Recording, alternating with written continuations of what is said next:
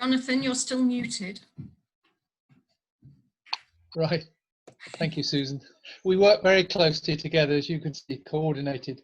Right. Thank you very much for giving us this opportunity to present our work in progress, I think would be the right way to talk about it. I'm going to speak for about 4 or 5 minutes just on the context for the research, and then Susan is going to take you through some of the emerging recommendations that have come from the best practice that we've been looking at. And we'd be really grateful for comments, observations as we come forward. I think there are 3 things that have really sparked off this piece of research. One of them is a sense that the current setup, English school system and arrangements for the middle tier, although it's been evolving, it's basically been set for the last 10 years and is due for review. Secondly, there are widespread concerns that have been expressed by various public bodies, from the Select Committee, the Public Accounts Committee to others, about the current set of arrangements, prompting review. I think a real sense that what there hasn't been is a debate about the system in the round. Lots of very good research done on particular aspects, school improvement or support or other lack of it for vulnerable pupils, but there hasn't been a rounded look at it. So this is what we've wanted to promote through this. Debbie has outlined the particular focus of the research, which is to develop a set of criteria by which any revised governance model could be looked at. And what we are anxious to do is to try and get past the rather childish, academy good, maintain school bad thing, to try and promote a holistic debate. And we are seeking to do this by referencing the system approach of leading jurisdictions, 4 in particular that Susan will talk about, as a kind of reference point for the principles that should guide us. And then we've set up what we hope will be a really dynamic process. The first part is to produce a literary review which draws on this best practice internationally and seeks to derive some principles which can form the basis for the debate about the governance system. Secondly, and this is where we're just starting now, phase 2, we produced the literature review, is to call into interviews about a dozen people. And we've deliberately gone for some very high profile people. And if I mention people like Steve Mumby, David Carter, Sir David Carter, Alison Peacock, Sir John Coles, and Mark Rowlands, you'll see that we're seeking to draw in people who are leading practitioners in the system, and using the literature review as a way of putting on the table a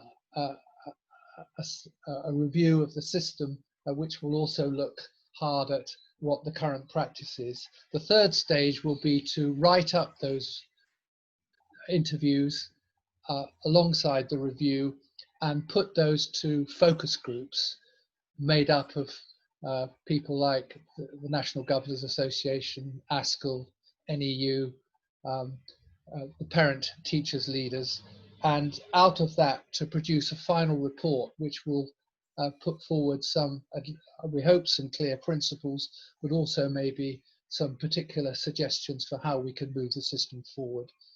And we're not quite sure of the date of that, because things have been a bit delayed because of things, but we are hoping to produce that report in September.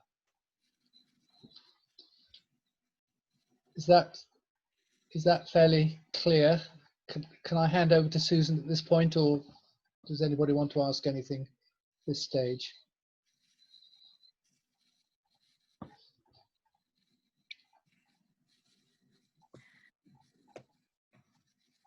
Okay. Hi there, it's Anne.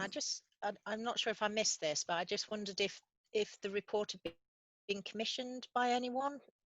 Great. Thank you. Yes. Point. Who's paying for it?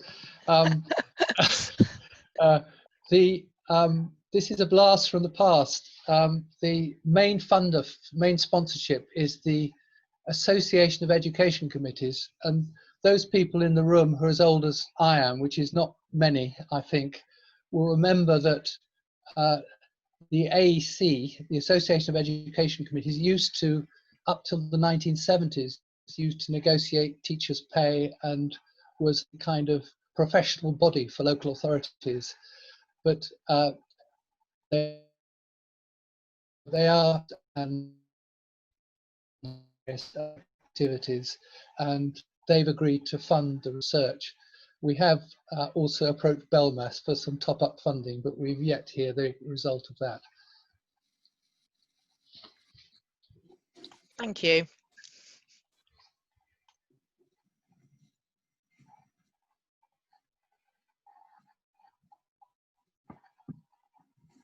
Shall I hand over to Susan now? Yes, that would be good. Thank you, Jonathan.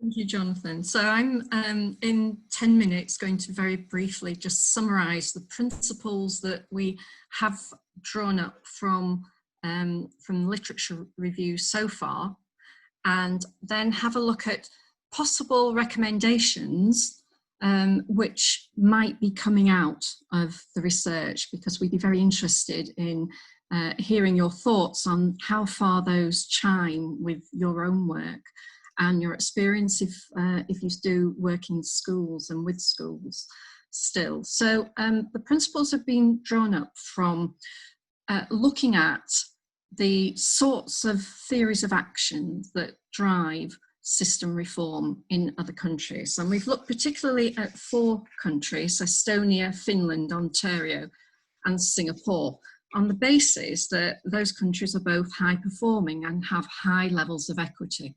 And one of the concerns that we had when we started this research was the emerging statistics about the lack of equity in the system, particularly for vulnerable children and children with special needs. So we have looked at those, but we've also looked at reform in England, which has been particularly successful, such as the London Challenge, which has sustained the transformation that it brought about. One point to note is that those jurisdictions are quite small. So Singapore has 360 schools, Ontario has just over 4,500, and each of those jurisdictions have a middle tier which is very strong.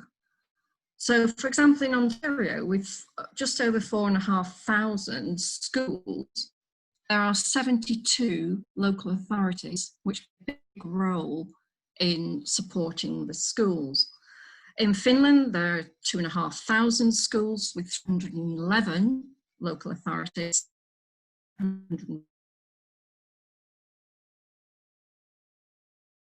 1,000 schools over, we have 152 local authorities, not all of whom have a role in some of the functions that we've been looking at.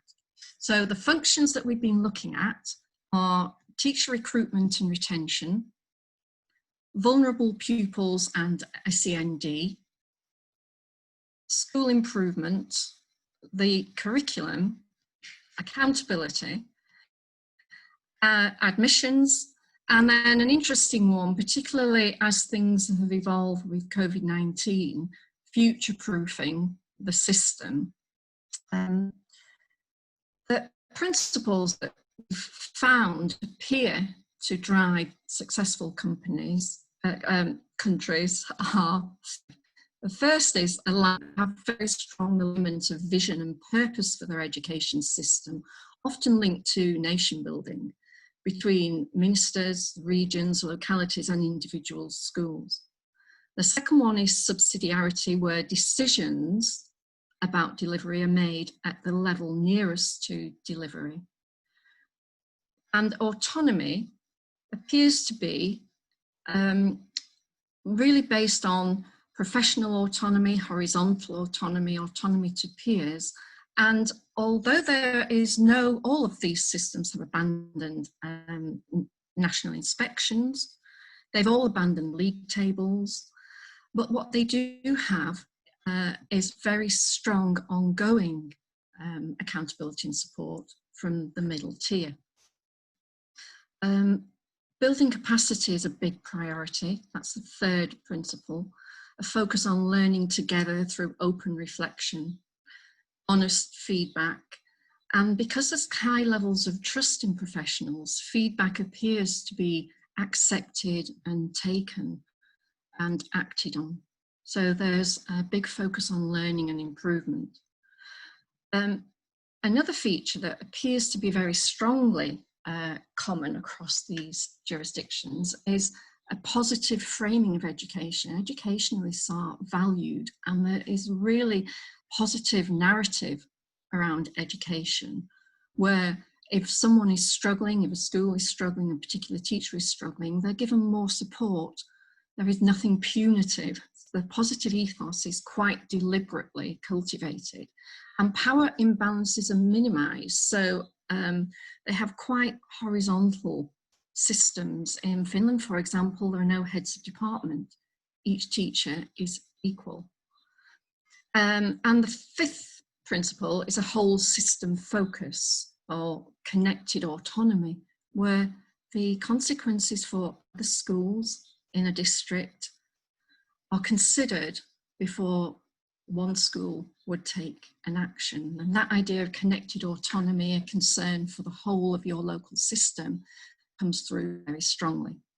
So those are the principles that appear to work. And what we are asking our interviewees to do is comment on how far they think they're the right principles for organising an education system, and how far the system currently measures up to those principles.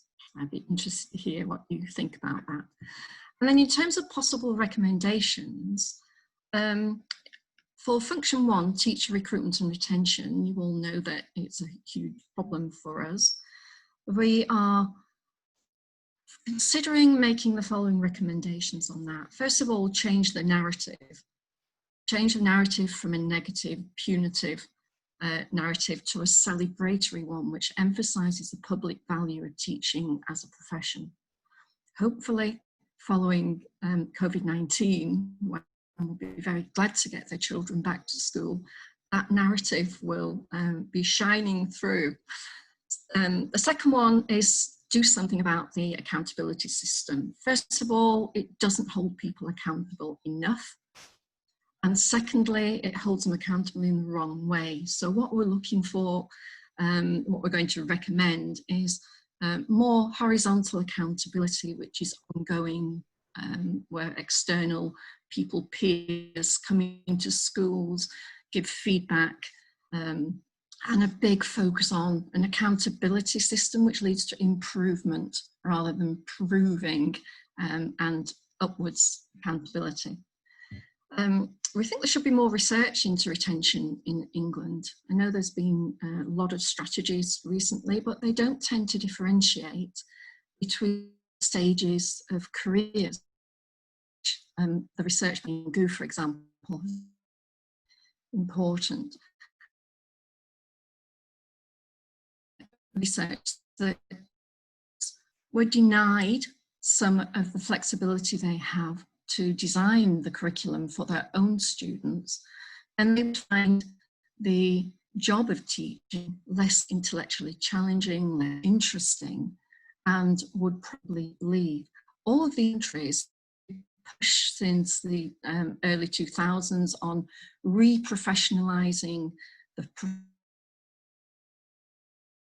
some of the things that has led to are more intelligent forms of accountability, ongoing teacher training, and a bit more autonomy for teachers. So while we are a high autonomy, high accountability country in England, we don't have autonomy over things that professionals care about, such as designing and having an input into the curriculum. For vulnerable pupils and those with SEND, this is seen as a very important factor in the other countries. In Singapore, for example, it's impossible for teachers to move up the career ladder unless they've served in schools serving high proportions of disadvantaged students. All students, all countries, all jurisdictions struggle with the balance between equity and excellence, and no one's got it quite right.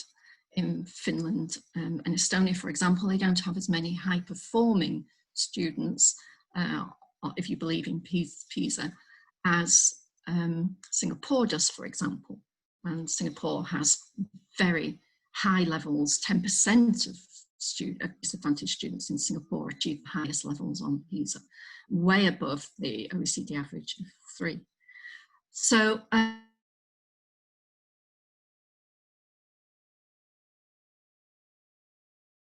what they call their parentocracy, where parent choice, parent resources has an impact on the success of their students in an education system which is based on a meritocracy. So no one's got it quite right. But we in particular do seem at the moment to be failing our most vulnerable students. And Jonathan's done a really detailed study of the numbers of students who are off-rolled, for example, who weren't included in the PISA results that show we're closing the social mobility gap because they weren't in school at the time. And that is something that we do need to find a solution to. So the equity aspect of our work is quite important. All of the countries share a strategy called levelling up, whereby instead of reducing the curriculum in terms of content and difficulty, they give more support to students who need it. And some of them even pay teachers more, a premium, to teach in schools where there are great numbers of disadvantaged students. So in terms of the curriculum, people think this is an odd one to include in a study about the middle tier, because they don't see that middle tier and local authorities have an input into the curriculum. But actually in other countries they do. And one advantage of that is that they can flex the curriculum, or the bits of the curriculum that are available to flex 10 to 20% often, for local needs, to meet the needs of local industries. So that's quite a radical recommendation, but it is, I think, worth further research on that, worth looking at, particularly in the light of the big curriculum review that the Royal Society are undertaking at the moment. And one of the things which has come through very strongly in the COVID era is that countries who have a big focus on 21st century skills, like developing independent learning, metacognition, critical thinking, those countries appear to be doing better in maintaining a level of learning in their students, particularly at the older ages, clearly. But that is something which has been openly embraced by other countries for a number of years now, a curriculum which considers 21st century skills, and you probably know about the OECD 2030 programme on that. School improvement, we do think that school improvement at the moment needs an overhaul. We've got the problems whereby the main mechanisms for school improvement, systemic mechanisms of national leaders of education, teaching schools, etc., are located in areas where there's a preponderance of outstanding schools, and we know that that correlates with student socioeconomic background. And so the 2016 white paper from the government recognised that one of the consequences of segmented autonomy to opt into these mechanisms, or indeed to participate in by leading these mechanisms, was only available to schools that had the outstanding status. And what has happened is that the schools who need these school improvement mechanisms the most are located in areas where there is no provision. So the outcome of that was the opportunity areas, as you all know, and one of the things we're doing in the current phase, the interview phase, is to look at how the opportunity areas are working to redress this balance. So the school improvement, particularly the disconnect between schools that are academies and schools that are local authority maintained, what is happening there. And there's actually a lot of exciting things going on the ground that are not evaluated. There was a big meta review of school improvement by Great Batch and Tate, which you might know about, it's just been published last year, I think, that found that all of the informal collaborations between schools, the local authority and school partnership, area-based partnership-led school improvement work, has not been formally evaluated. So that's quite an exciting aspect of the work, to have a look at what is happening from the bottom up in England, some of which is very powerful but hasn't been captured. And the big question about, if there are pockets of excellence in England, why is it not being shared more widely? Whose role is it to capture, share that? And is it legitimate that some of this best practice is being commodified and sold when it has been developed through public funds? So accountability we've talked about. Admissions, we think the solution there is very simple. A local authority should be given absolute control over admissions to reduce the inequity that there is from having multiple admissions bodies at the moment. And future-proofing is a big and exciting one, where there are recommendations looking at what Estonia in particular have done, for example, in making technology and broadband available in all schools to all children, and allowing more learning. A big one there is, of course, student well-being, where England, life satisfaction in pupils responding in the PISA assessment shows that life satisfaction for our 15-year-olds is only 53% of 15-year-olds are satisfied with their lives, against an OECD average of 67%, and much higher than that in countries, jurisdictions like Finland and Estonia. Okay, my time's up, so I'll stop. So any questions, comments, would be very grateful for. Are they the right principles? Are they the right recommendations? How do they feel to you? Lovely, that was brilliant. Thank you, Susan. If you've got a question, you can either post it in the chat group, or you can make yourself known on your video and ask your question directly to either Susan or Jonathan. You stun them. Just putting it back onto gallery view. If you want to raise your hand, Renee. Yeah, thank you so much for this presentation, and also the recommendations. I think one really interesting point is the curriculum one, in my view, because we can see already through various from bottom up, there are quite a lot of activities already happening.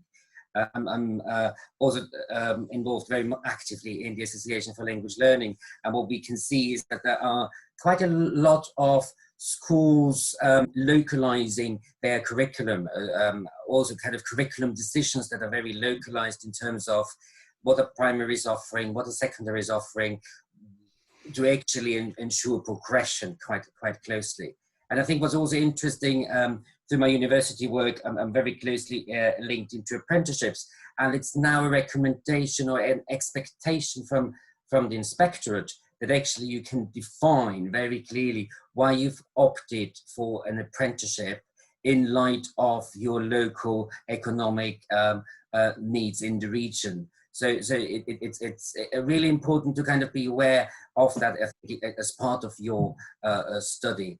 So basically, one of the recommendations we have to look at is what does come out of the lab, what particular industry requirements or skills gaps are emerging in a region that have to be addressed by the local providers. So that might be just an area for you to look at when you look at local. That's really helpful, thank you. Which region are you in, Renee? Northeast. Northeast. Happy to follow this up.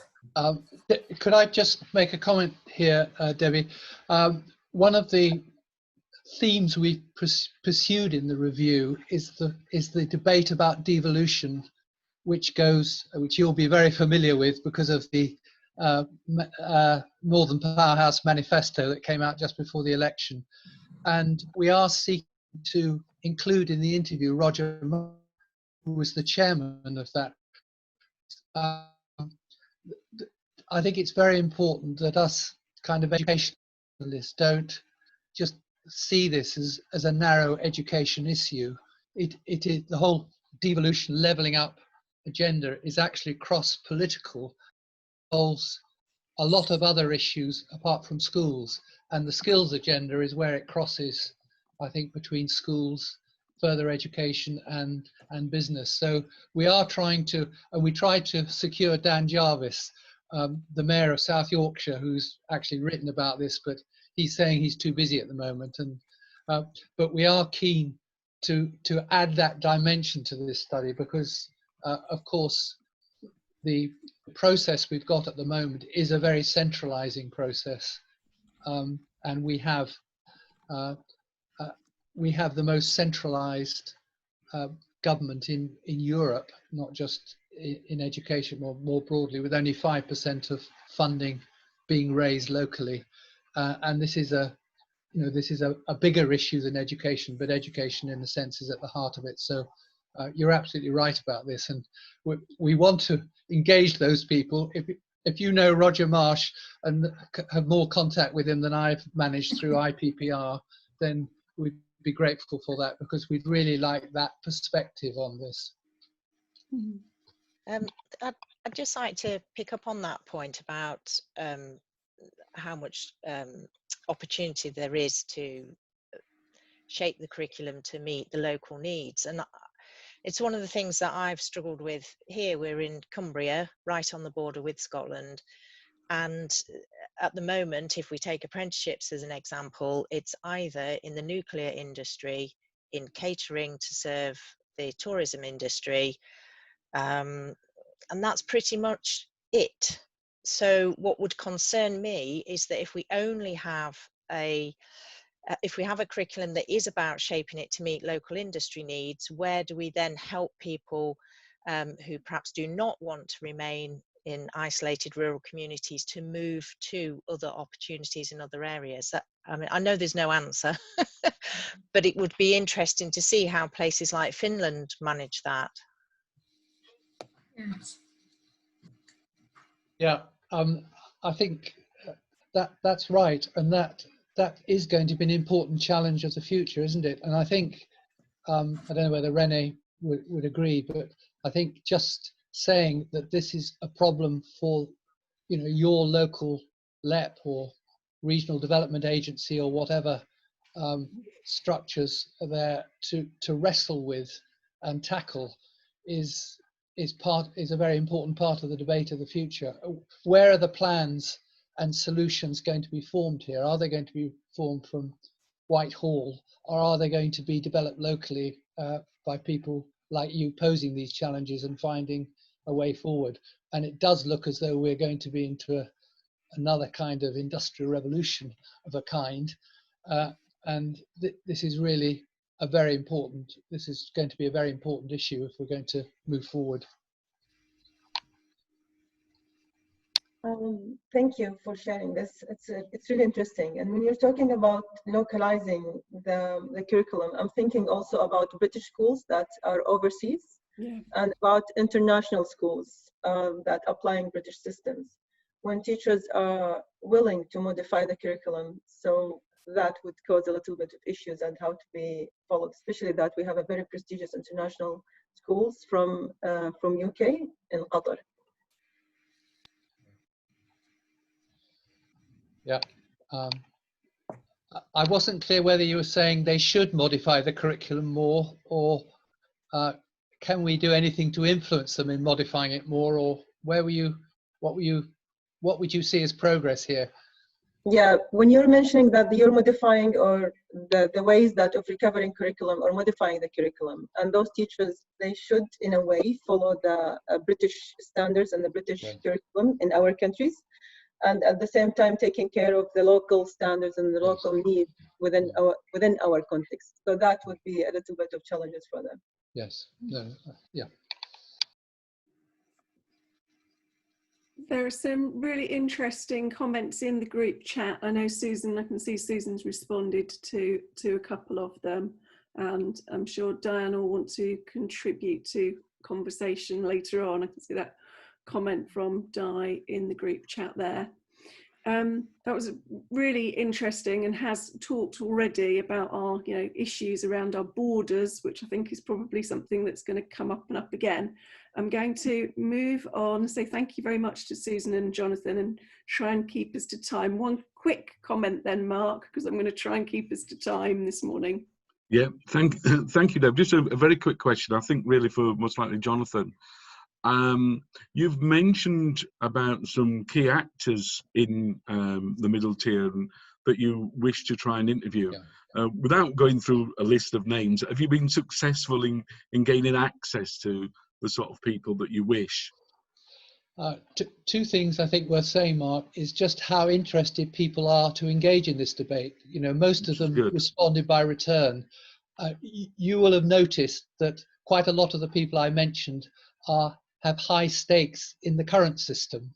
Yes. And we've deliberately tried to confront them through the literature review, and we will through the interviews, with the challenges that Susan has talked about, what the best practice is, and also the literature review analyzes a lot of the challenges in the functional areas we talked about. So this is not going to be a comfortable discussion with people who all agree, but I think we felt that we should use the research to promote a debate which moved beyond stereotypes to systems. Yeah, I get that. No, but the answer is apart from Anne Longfield, who's busy conducting a campaign over disadvantaged pupils, but has said she'll try and interview, we've had a yes from everybody except Dan Jarvis, actually. So people... Wow, well done. People think that this is time for this debate, I think, wherever they're coming from. Jonathan, does Dan know he's the only one to have said no? No, I'm going to go back and complain. I'm happy to go back to him and say something. I think we could quite easily give him a nudge to make him participate. And he's particularly, number of your colleagues have mentioned the skills agenda. He's very interested in that and the local. So I do need to go back to him. It's just it's the knee-jerk reaction when you're in the middle of a COVID crisis and everything else. But we've decided to extend the timescale for the interviews in order to catch a number of people. So I want to go back, and I very much want a regional political view about this, because I think we shouldn't just see this as a kind of a narrowly education research project. Thank you very much. Thank you. Okay, I'm going to move us on so that we don't lose our timings for the day. So Suzanne Salin, do you want to unmute yourself and put your video on? And are you doing a presentation? Do you want me to do screen share? Yes, it's up to you. I would be happy to. Have you got a PowerPoint that you're putting up, or are you just going to I can do that. Yeah. Yeah.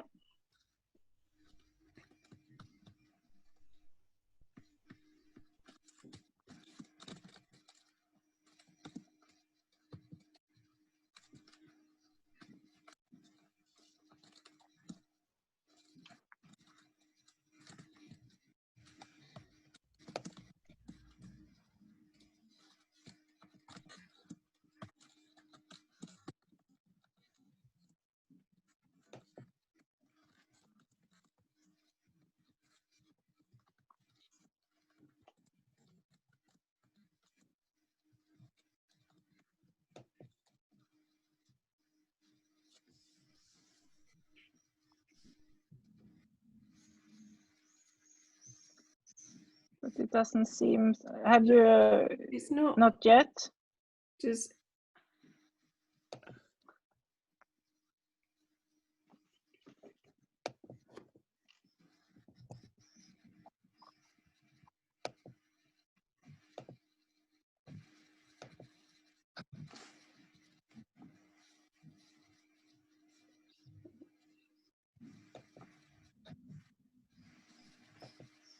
So you should be the host now, so you should be able to do the screen share. Yes.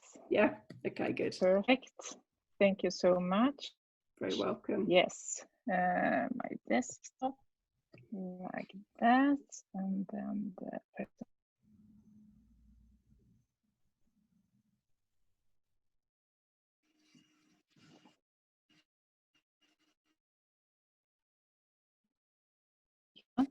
Yeah.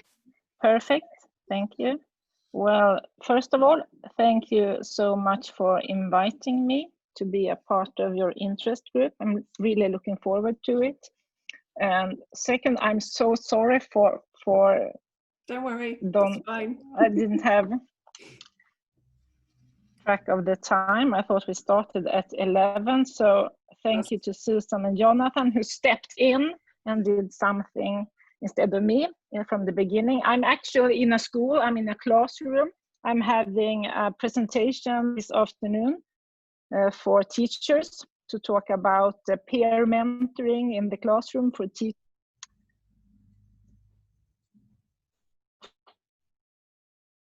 The whole time.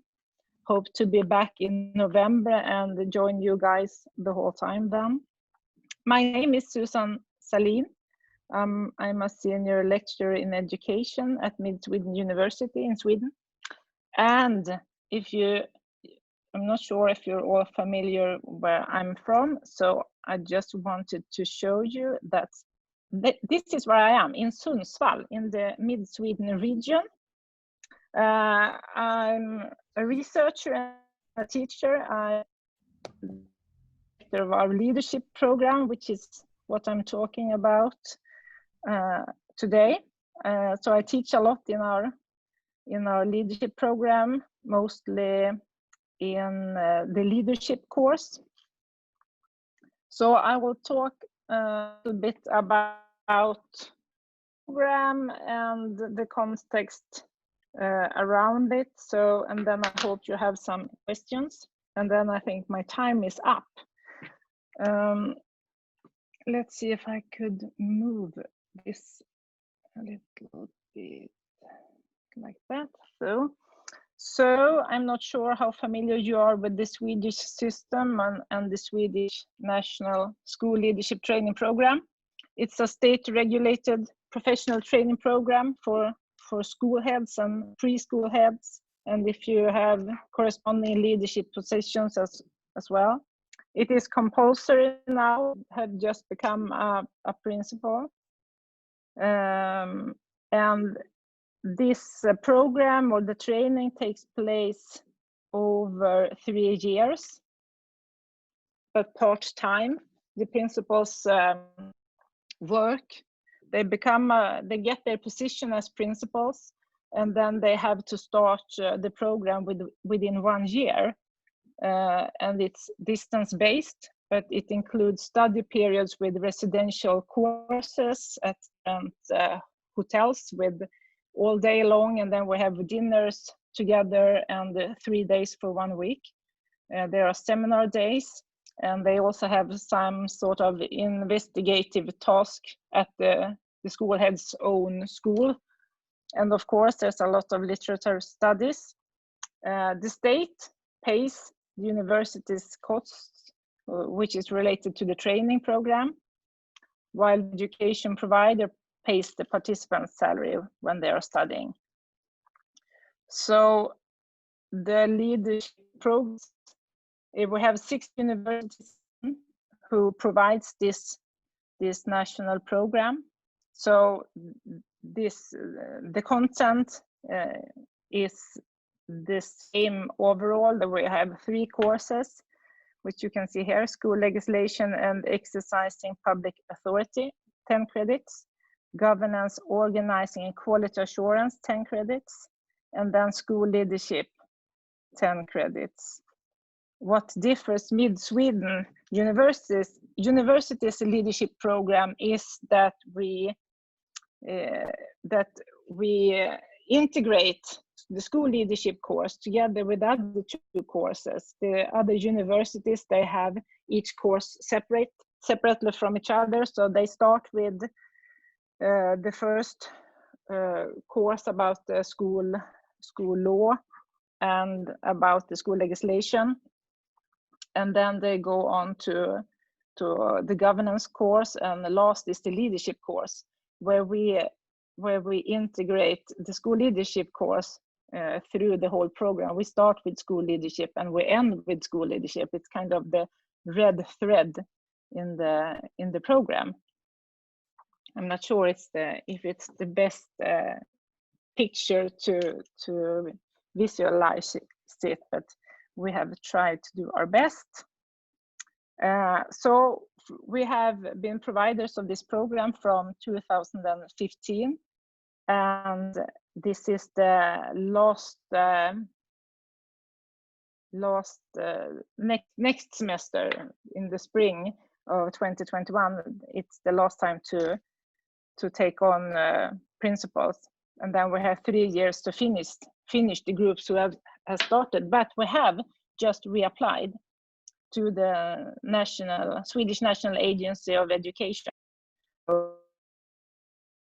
We have a decision later this week if we are to be the provider the next period from 2021 to 2027. I think we feel rather calm. We think we have a good chance of becoming providers of the next 6 years too. But we have 6 providers in Sweden today, but I think it's 10 universities have applied to try to be the provider of the program, so we can't be certain at this stage. So we're trying to build and strengthen our research field. So this for me way of work, getting better opportunities to collaborate with other researchers or perhaps more teachers who educate school heads and principals. So when we applied the new period of time, we of course worked a lot with the application to find something more, to develop our first version from 2015. So we have worked a lot with seeing principals as professionals and expectations and recognition from the professional groups, customers, and the outside world. They are the principals be relatively autonomy implementation.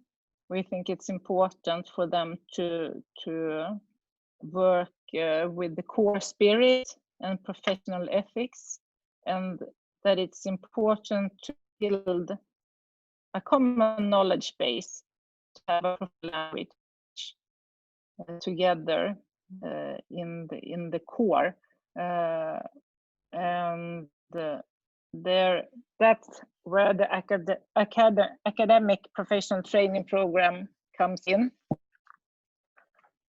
So I have tried to do a picture that in a way tries to explain the differences between the 2 programs.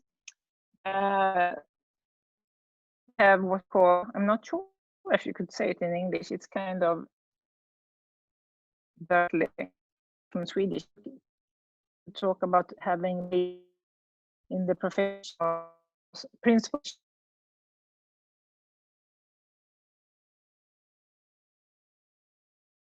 for principals, from the state, from the municipalities, from parents, from pupils, from teachers. They have a common concept that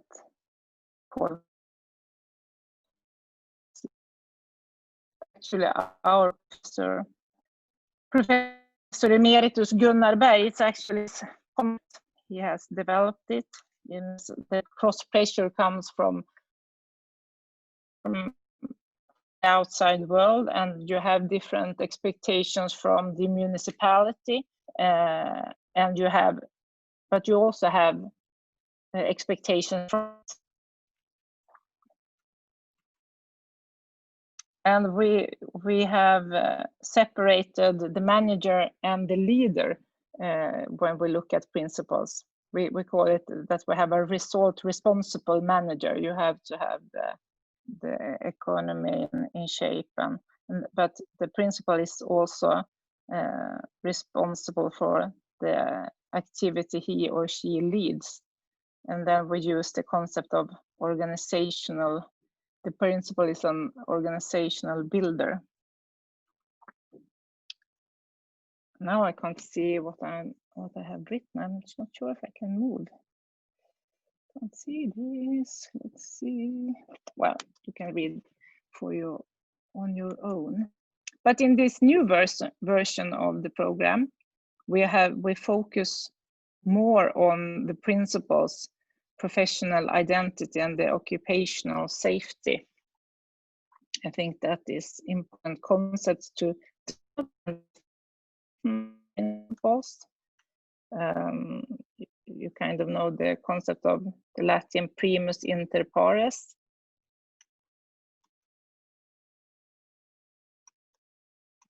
And then you can see some imprints of the invisible contracts, you know, the invisible contracts between teachers and principals, where the principal leads the activity and does his or her work, and then leave to the teachers to be responsible for what happens in the classroom. And we think there is a need for much more research on principals, professional identity, and occupational safety. So that is what we have written more about in our application, and which we hope to implement next fall. If I were to say something more, this is just the overall what the program is about, kind of a overall image. There are much more to say if we were to have much more time.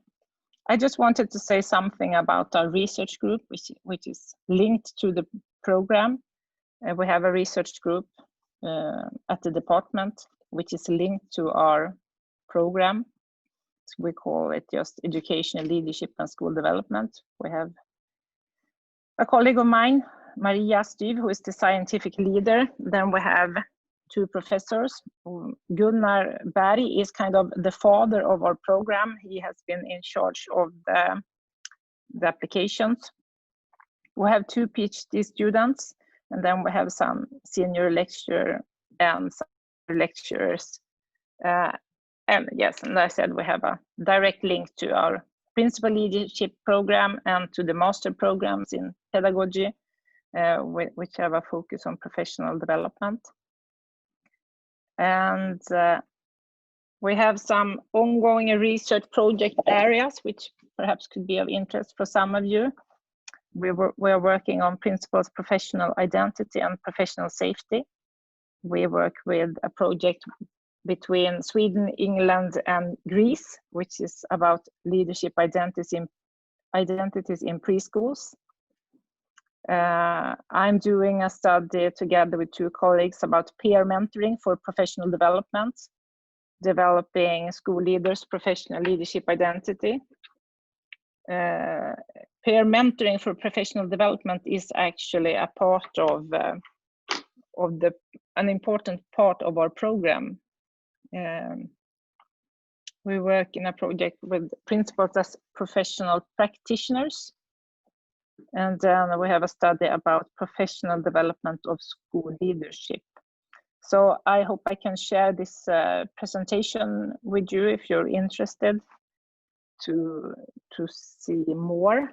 I put in our publications, our recent publications. I also have put down a little bit more about the context in the Swedish system, about how does it look when it comes to how many principals are there, who are the principals, who is the average principal in Sweden, and so on. But I think that there's not so much time left.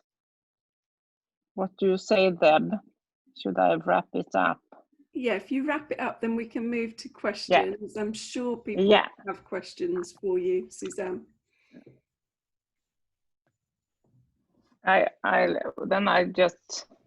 think we will stop and then have some questions, because you can take part of my presentation where I have put in a little bit more about the typical Swedish principle and a little bit around that. Then I will stop sharing my screen.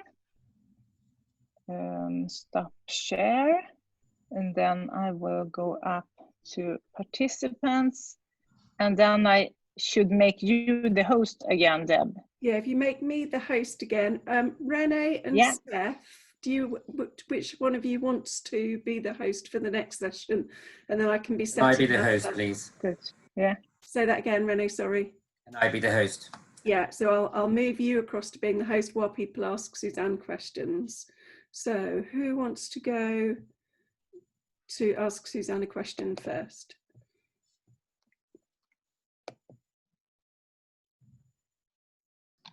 Can I ask a very, Jonathan, sorry, did somebody, can I ask a very, sorry, you go ahead, go on.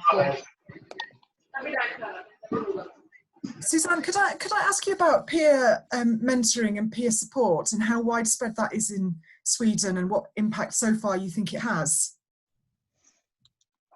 The one I said about peer mentoring for principals. Well, in our program we have it's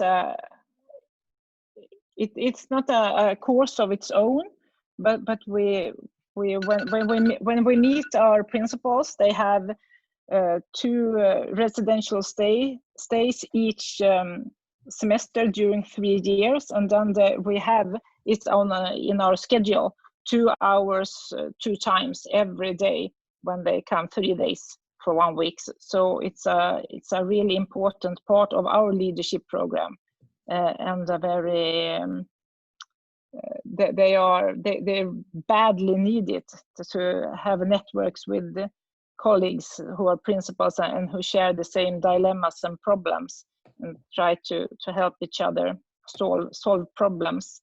So, and I know each and every principal leadership program has peer mentoring as a part of their program. So, but we organize it in different ways and have different focuses and so on.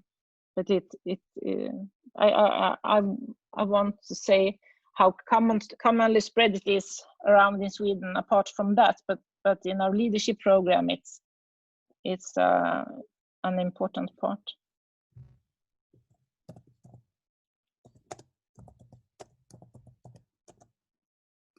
Thank you. Jonathan, did you have a question? Yes. And then Paul. Suzanne, a very basic question, and what's the relationship between you as a program provider and the schools?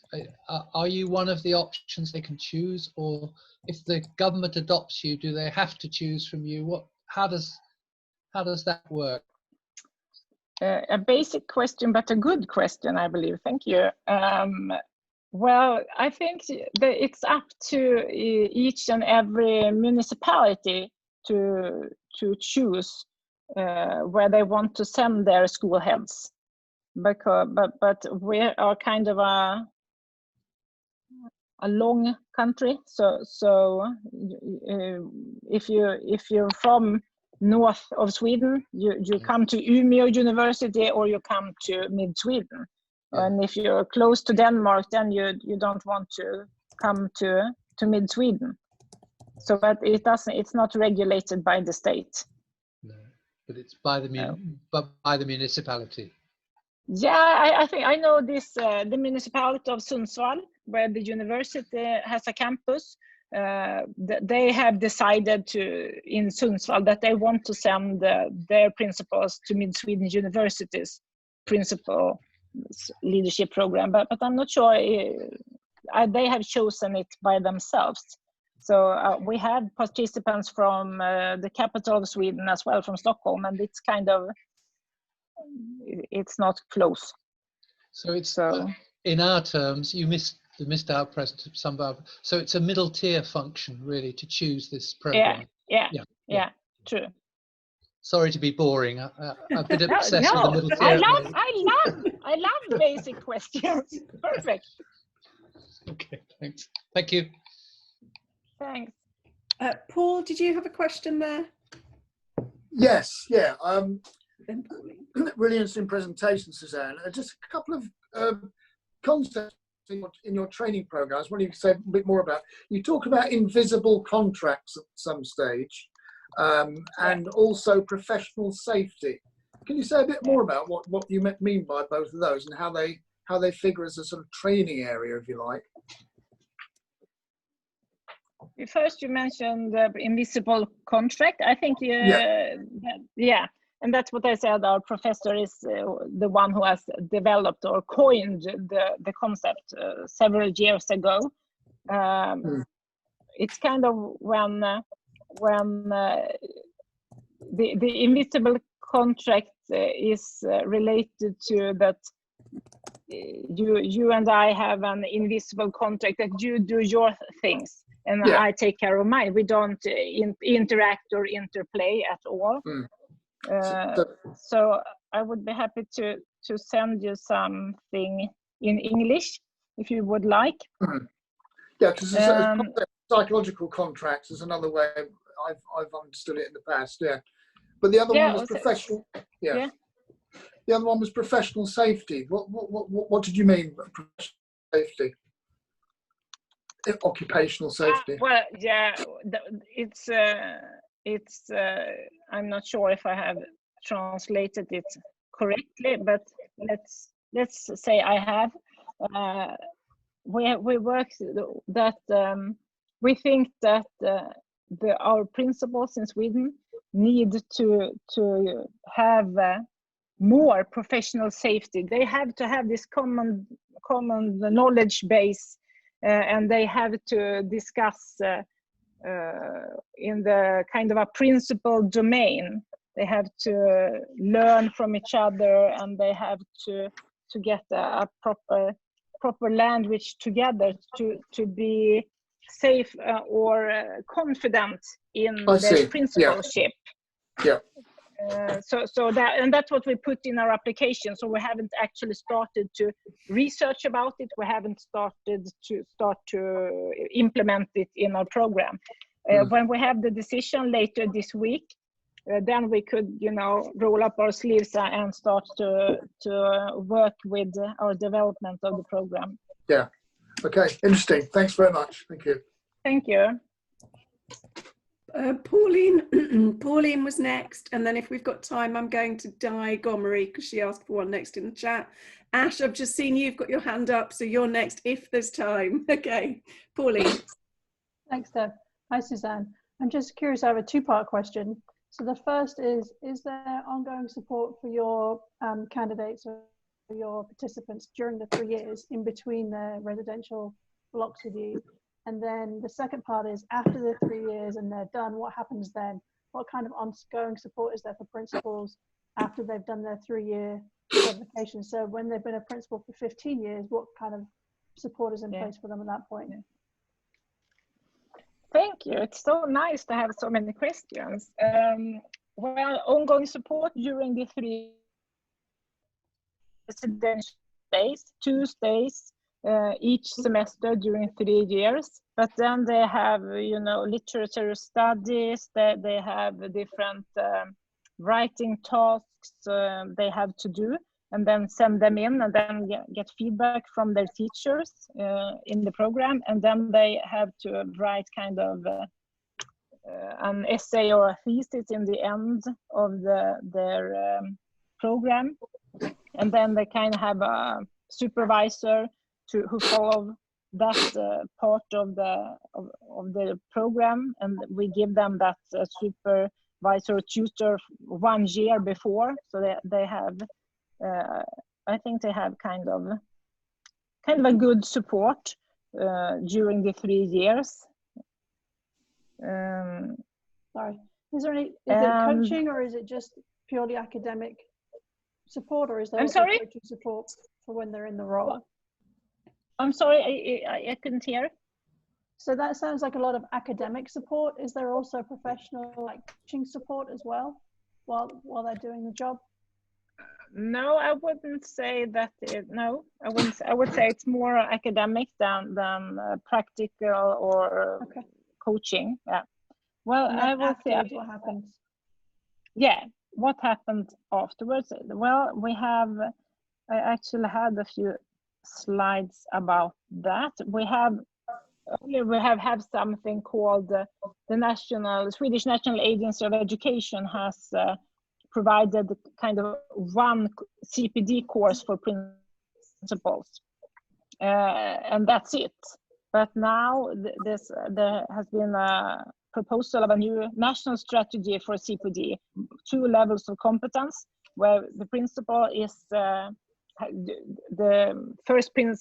first level is the principal leadership program, and then you have it's suggested that you can be an accredited principal that could move on and read courses when you have become more experienced.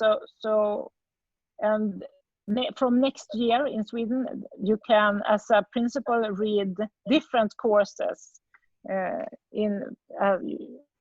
for your professional development. So, but before you have been restricted to just read one, and then you can't do anything more.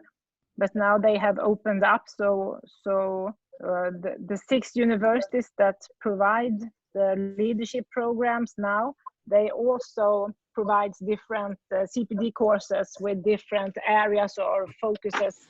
So I think that there's happening some good things when it comes to get experienced principals to get some kind of professional development as well. Okay, thank you. So I can see from the chat group that Pauline had asked Ash's question, so that's great. I'm going to just direct you, Suzanne, to the questions. There's a question there from Nidal that you could look at, and if I could ask you, Di, to post your question to Suzanne in the chat group, that would be great, and then we can hand straight over to you, Renee, so that we don't run over time. Okay, over to Renee and Steph. Thank you. Thanks very much, Suzanne, for your contribution. Much appreciated. Thank you very much.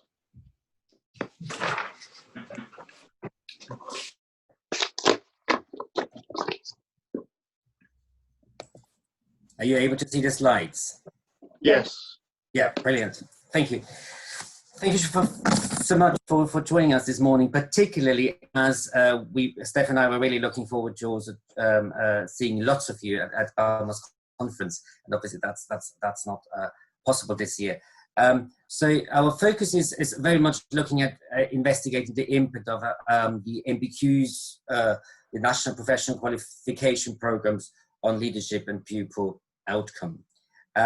Now, Steph is, just to very briefly introduce us, Steph Bingham is our program lead. She leads on the MBQ program and also the Early Career Framework program in partnership with UCL.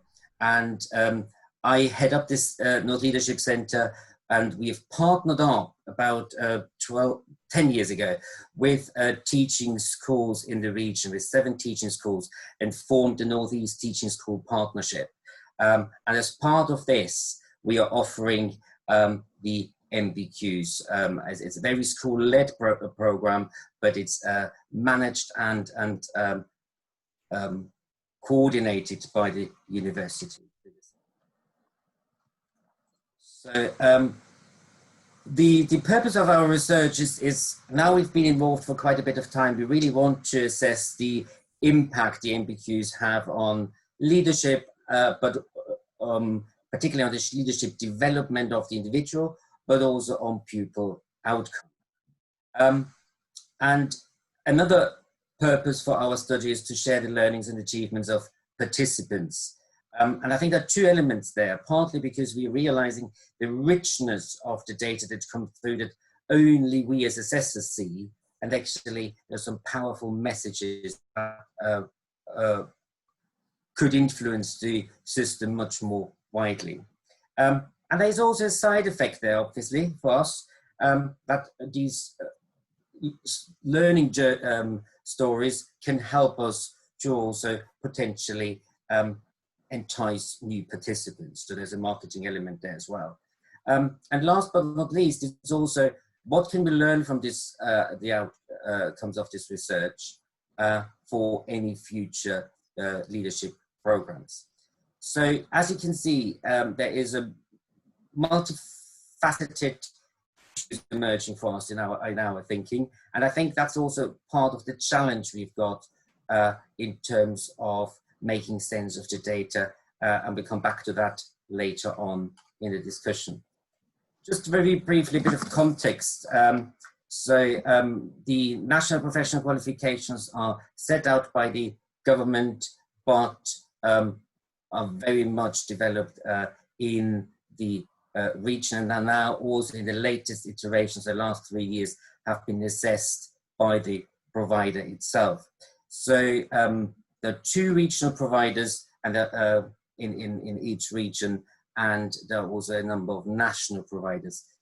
So schools can choose themselves very much who they want to go with. The 3 programs that we are offering and we're focusing on in this study: the middle leadership program, the senior leadership program, and the head teacher program. Up to COVID-19, we had obviously 4 face-to-face days covering 6 content areas. You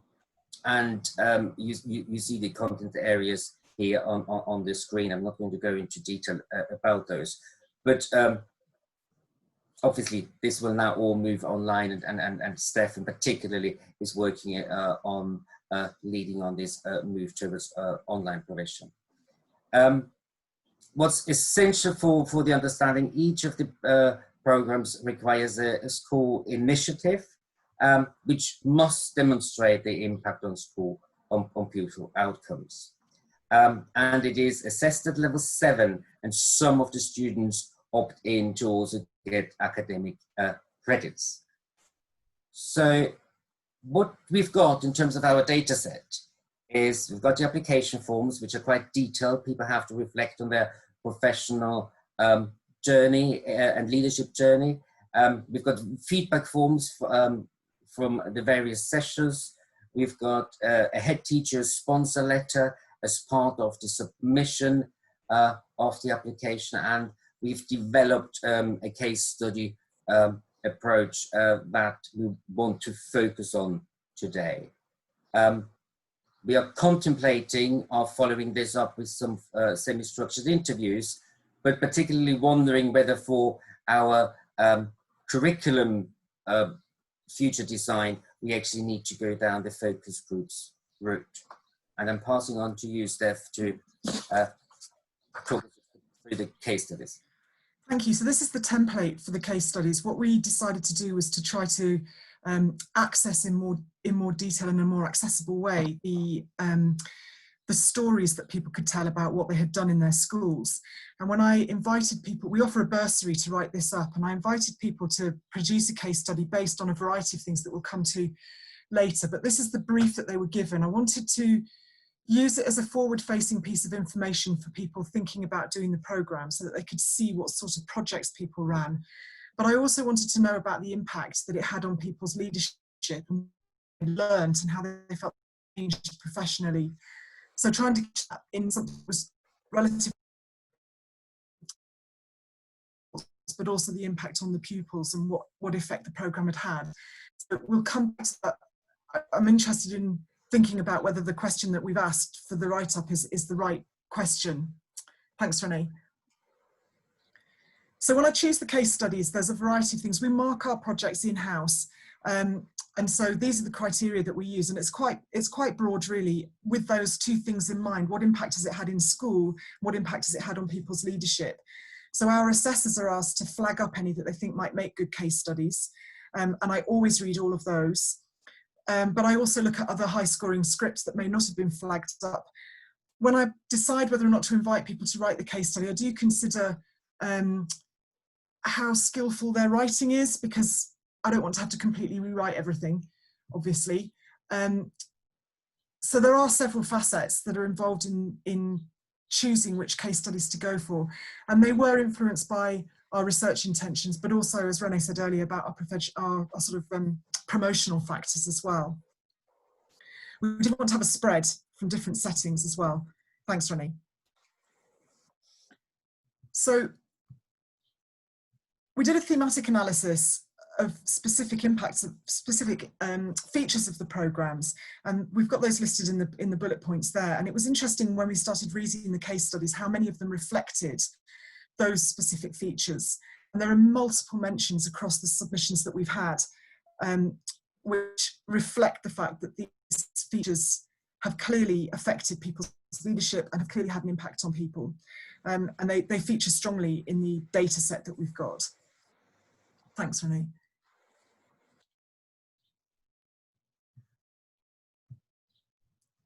So these are our initial reflections. It's clear that the programmes do have an impact on people. Obviously, this case studies to an extent are self-selected in that we haven't chosen ones where people have had no impact. But there were a lot that we could have chosen from. And when we read through the case studies that we've covered so far, these bullet points reflect the fact that although there is a variation in the level of impact, all of them suggest that they have had an impact. And our initial findings are really positive about that. It's quite heartening given the amount of work that goes into the programmes and given the issues that we have in schools in the North East. Thank you, Renee. So as we read through the case studies, we've identified some initial emerging themes. We're particularly clear that a lot of people comment quite explicitly on the role of curriculum expertise. And that is interesting listening to what Suzanne was saying earlier in her presentation, that curriculum expertise is a really important part of people feeling professionally competent and professionally strong. But what we also notice is that people's leadership confidence is definitely grown through the programmes, and we'd really like to investigate that more. People do talk explicitly about their curriculum expertise, but they also talk about their leadership expertise, and they talk about behavioural change, but also change in their skill sets. And we're interested in looking at that in more detail. We're also interested in the fact that there's a lot of reference to developing the team's expertise at every level, ML, SL and H. People talk about being able to develop their team. And in many cases, they also talk about the impact on their career. And we think that there's a link between the confidence and the expertise and the fact that they've then gone for promotion or have been offered promotion internally. Thank you. So I just want to pick up on two of these in a bit more detail. And the first one is the role of curriculum expertise, because one of the elements that we were really surprised of, we obviously expected subject and curriculum expertise is going to be highlighted as a important feature when you lead a department, etc. But we also realized that everyone was reflecting very strongly about developing the expertise for their in-school project before actually starting it. So basically they wanted to have the knowledge and in a way the kind of security, but also the credential to lead on a particular project. And that was backed up not only by the kind of expert knowledge, under inverted commas, but also the contextual expertise. And what we mean by that is very much kind of them understanding where the school is at the moment, but also where the particular issues lie in terms of the problem of the focus, and in-depth analysis of context was important for everyone. And the leadership confidence, that was definitely one area that Steph and I didn't expect as strongly to be reflected upon in the various case studies. And you can see here from a middle leaders one that really reflects on a particular confidence in a skill. And then the MPQH one is very much focusing on a massive leadership challenge, actually, in terms of being confident enough to intervene and challenge on the performance. And I think what we could see when we assess those and evaluated those, we can definitely see that there is also a kind of progression in terms of middle leaders were very much focusing on skills development, individual skills, particularly the kind of practical skills of leading a department, for example. Whereas at the head teacher end, it was very much kind of reflecting on their general wider leadership focus as leading a school, leading an institution. And so our initial conclusions are there's definitely, in terms of the quality of reflection on leadership, increases from middle leaders to headship, and that's kind of understand possibly also in terms of their experience, but also having gone through different roles. The other point is very much that it seems from this rather small sample of case studies that we have, the MPQs have a positive impact. But not just a positive impact on the leadership confidence, but also on the pupils' outcomes. And everyone seems to be referring very clearly on developing other people's capability and expertise in order to take them with them. And some are more focusing on a distributed leadership system by basically taking everyone with them, whereas others might have a slightly different approach. And obviously, as Steph mentioned, the career progression. So for us, we are very, very open to any of your questions, but I think some of the points that we are mulling over is how can we maximize the case studies as a data collection tool? Our big challenge is that we've got multi-purposes that we try to kind of find answers to and solutions to with potentially the same data set, and then also maximizing the range of data sources in languages. Thank you very much.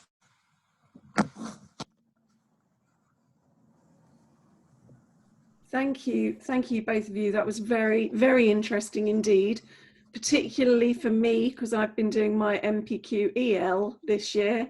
So just to hear some of those themes talked about was really interesting. And as a designator of specialist leaders of education, I'm really interested in the overlap between the SLE role and when SLEs choose to do their MPQs and which MPQs they do. So I'm fascinated in that, but I'll open it. I don't want to hog the debate, so I'll open it out to general conversations. I see we've got some really good questions in the chat. So Steph's already answered one of those. Susan, should we start with your question? Do you want to just read that out? Are you still there? Yeah, I'm still here. So there. Yes, that was fascinating. Thank you. And I wondered whether those messages are the same for other providers of MPQs, whether you know that, whether how much you're in contact with other providers and how much sharing there is across the system of those sorts of learning. So it's quite informal at the moment. We have approached 2 other providers to ask them if they want to conduct research with us, and they're keen in principle, but we haven't actually established a formal link yet. There are MPQ provider conferences every year, which I attend, and so there's a lot of conversation and a lot of chat. There's an external moderator appointed by the government called Tribal, and they have been collating data, but I'm not sure how much research they've actually done in the data that they've got. And that's one of the things that made me want to do this research, is that we've got this enormously rich pool of evidence from right across the nation for school improvement projects, and I'm not sure very much is being done with it. So there's definitely scope for us to scale up the level of research. And if anybody here is a provider and you want to conduct this research with us, please say so. We'd be really thrilled to work with you. But at the moment it's informal, but we have approached two providers that are geographically close enough to us in the north that we can sort of, it's realistic to work with them. The schools that we work with are working in levels of pretty high deprivation. We've got lots of schools that have got 40-50% pupil premium or free school meals. So there is a contextual commonality there that we want to look at as well. And the schools that are northeast schools, and two of those are also research schools. And so we are talking to them about how we can extend the research to research schools. So that's all informal at the moment, but we certainly are alert to it. And if you've got any suggestions or any offers, then please contact us and let us know, because we would like to expand the reach of it at some point. Next question. There are lots that I want to say, and I'm trying to rein in. Who wants to ask a question? Can I, Debbie? And then I've got to go because I've got this board meeting. But that's fine. That was really very interesting. And I mean, can I ask a kind of higher level question, higher level and headline question? What there's a perception that there's a huge leadership problem in the north. You know, do you have any observations about that? That's a really interesting question. I think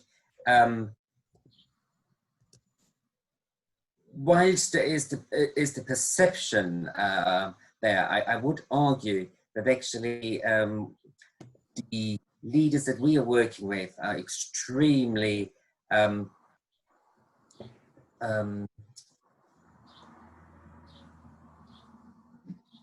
in making the leadership development of their staff and the future generation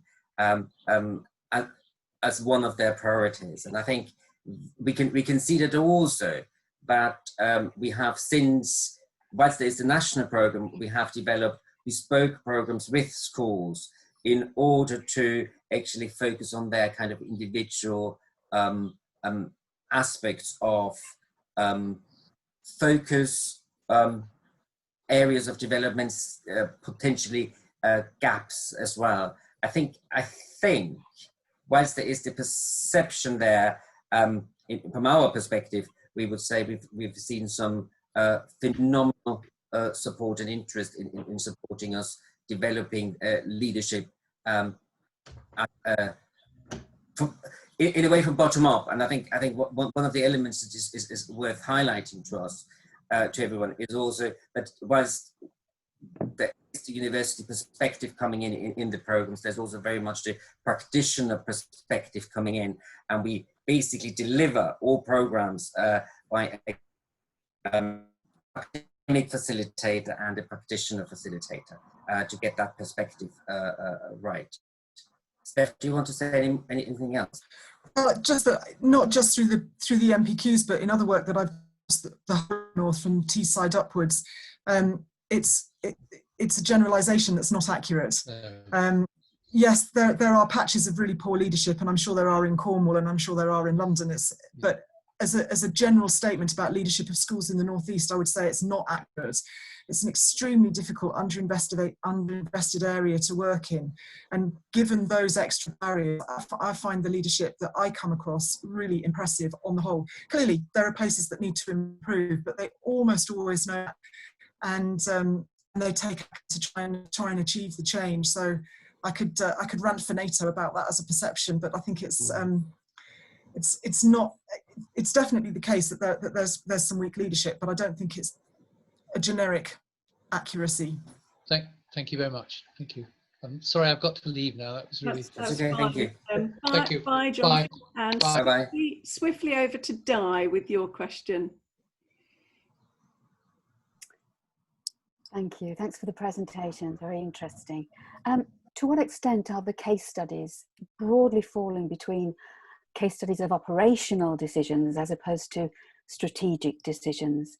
One of the things with my work for over many years with head teachers is the development of the strategic thinking in order to develop a team and take them forward, that there's a slight tendency to get involved in operational, that there is a definite outcome for, and therefore can be more easily measured. So I'd like just to explore that a little bit with you, please. Thank you. That's a really, really good question, Di. I think as I said, the samples we've got is extreme, is small, but what we definitely can see, the operational side, as you put it, we can definitely see at the ML level being a focus, whereas in the H we can see that the strategic reflections are much stronger. And I think what's really interesting, I think, is also that it was the head teachers in particular reflected very much around the kind of input of the program around leading with impact. And I think that focuses very much around the kind of strategic development of leaders in terms of leading impact. And from my perspective, that might have got a kind of positive outcome through the case studies. But again, it's perception, because obviously Stephanie's criteria of choosing the case studies are those who are really successful. So I think your challenge is a really good one, in the sense that it would be really interesting to look at those that are still successful in passing, but might not have been chosen as examples, whether we can see a much greater focus on operational aspects. Yeah, and I think another thing to say is that because it's a national programme, there's a national mark scheme, and part of the criterion is that you have to demonstrate a measurable impact on pupil outcomes. And so that does, to an extent, particularly at middle leadership, steer people towards something that's much more operational and strategic. What's interesting is looking, because I moderate as well, and so I read an awful lot more than we've just got from these case studies. And what is interesting, and it would be interesting to look at it, whether it's just, I think the more senior people are, the more there is a strategic process in reading what the operational practical project is going to be. Yeah. So I think there is strategic thinking going on, but it's less obvious, and I think it links to the confidence as well. Quite a lot of the confidence about choosing your project is to do with your strategic confidence and how knowledgeable you think you are in strategic thinking. And that comes back to what Jonathan was saying. Often for middle leaders and senior leaders that are sort of just kind of middle leaders within school that are hoping to become senior leaders, those people on those programs are more strategic depending upon the environment they're working in and how they're being developed by their very senior leadership teams. And you can see that. I can certainly infer that from things that I read, but it would be interesting to investigate that in more detail. Yeah. It's a really good question, thank you. Because if I may comment here, is that what we're finding generally is that where large trusts, head teachers are operational heads, and therefore there's a real division. And so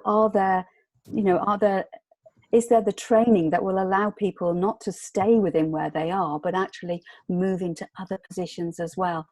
Not giving people the training for their specific environment, but also giving it them so they can be in new and have the strategic thinking to go into other environments. I'm sorry, I'll mute now. Thank you. I think I said Ash, then Paul. So Ash wants to go next. I saw you had your hand up earlier.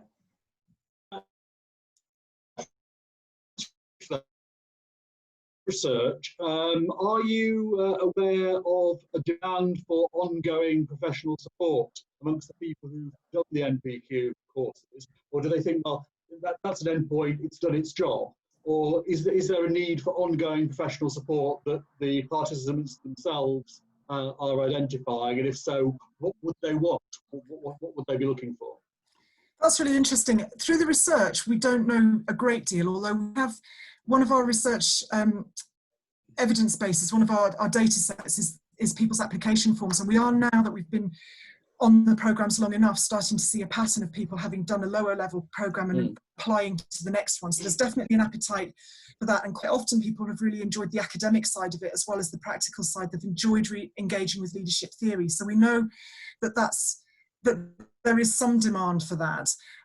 What we also know anecdotally is that head teachers are frustrated at the lack of professional development there is for them after they've done a program. We have actually had a cohort of NPQ EL go through this year.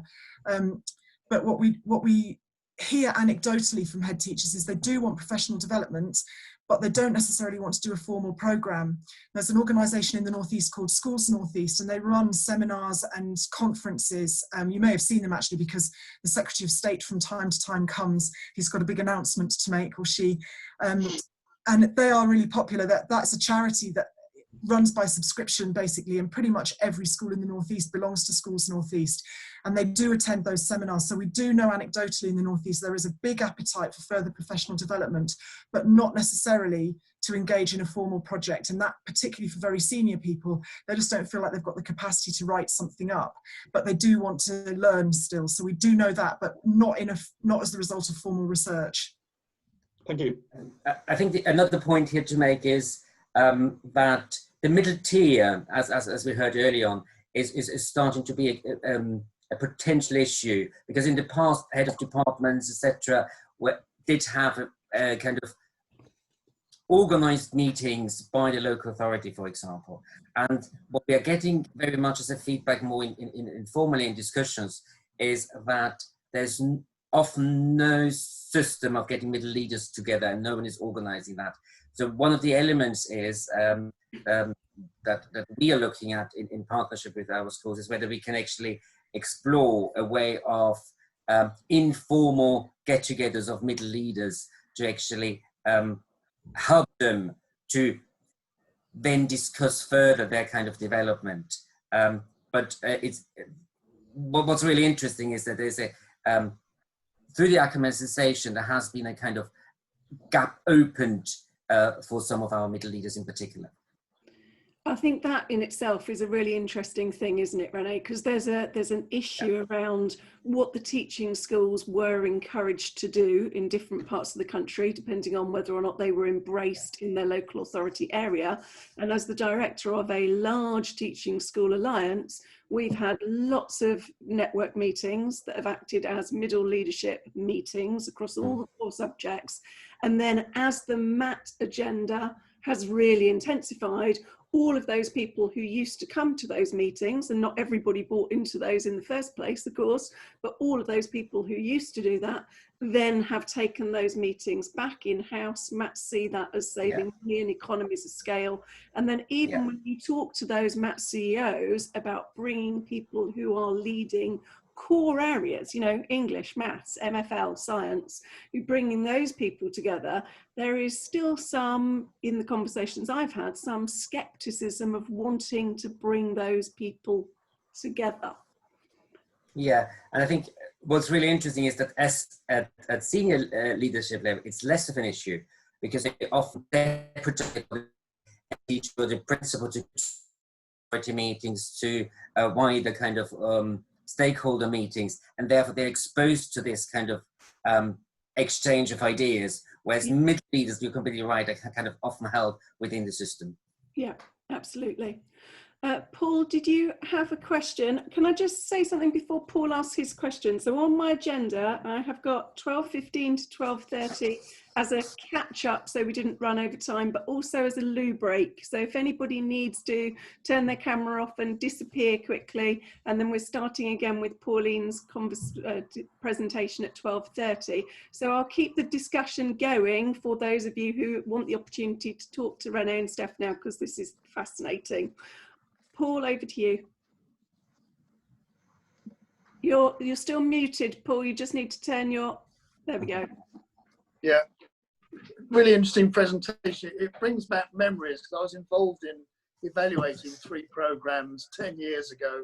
And I have of these sort of programs, although there was LPSH in those days, but whatever. I just have a question about impact evaluation models. We've talked about a lot of factors you were looking at, the career development, operational, strategic. pupil outcomes.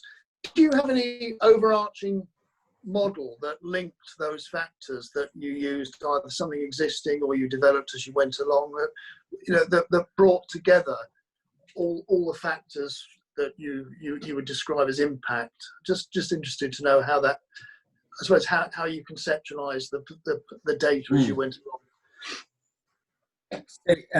Really good question, Paul.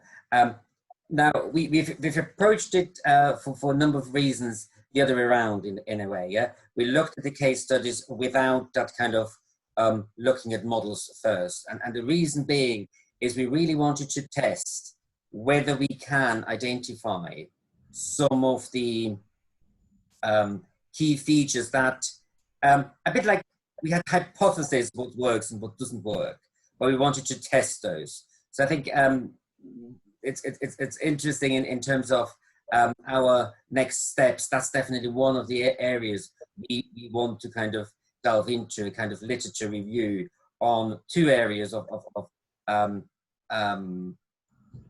impact analysis, but also very much on the kind of literature review also around this whole notion around leadership confidence. Do you want to say anything else? No, I mean, I'd love to say that I had a really formal academic approach to it, but I really didn't to start with. I mean, and I've had good professional conversations about it, but the starting point is there a point in doing these programs? What impact are they having? And that was my overall question. And we've gradually started to hone the way in which we're going to investigate it on the basis of what we think the data set is telling us. And that's then led us to think, well, is this the right data set? How do we confirm or corroborate the hunch that we've got? As René said, the hypothesis. We started out with the question, are they having any sort of impact on school and on leadership? And then we started to think, well, it seems that they are from the case studies. So how can we broaden our data set to corroborate that and to enforce that and make the research more robust? So as René says, we're doing it the other way around, really. I think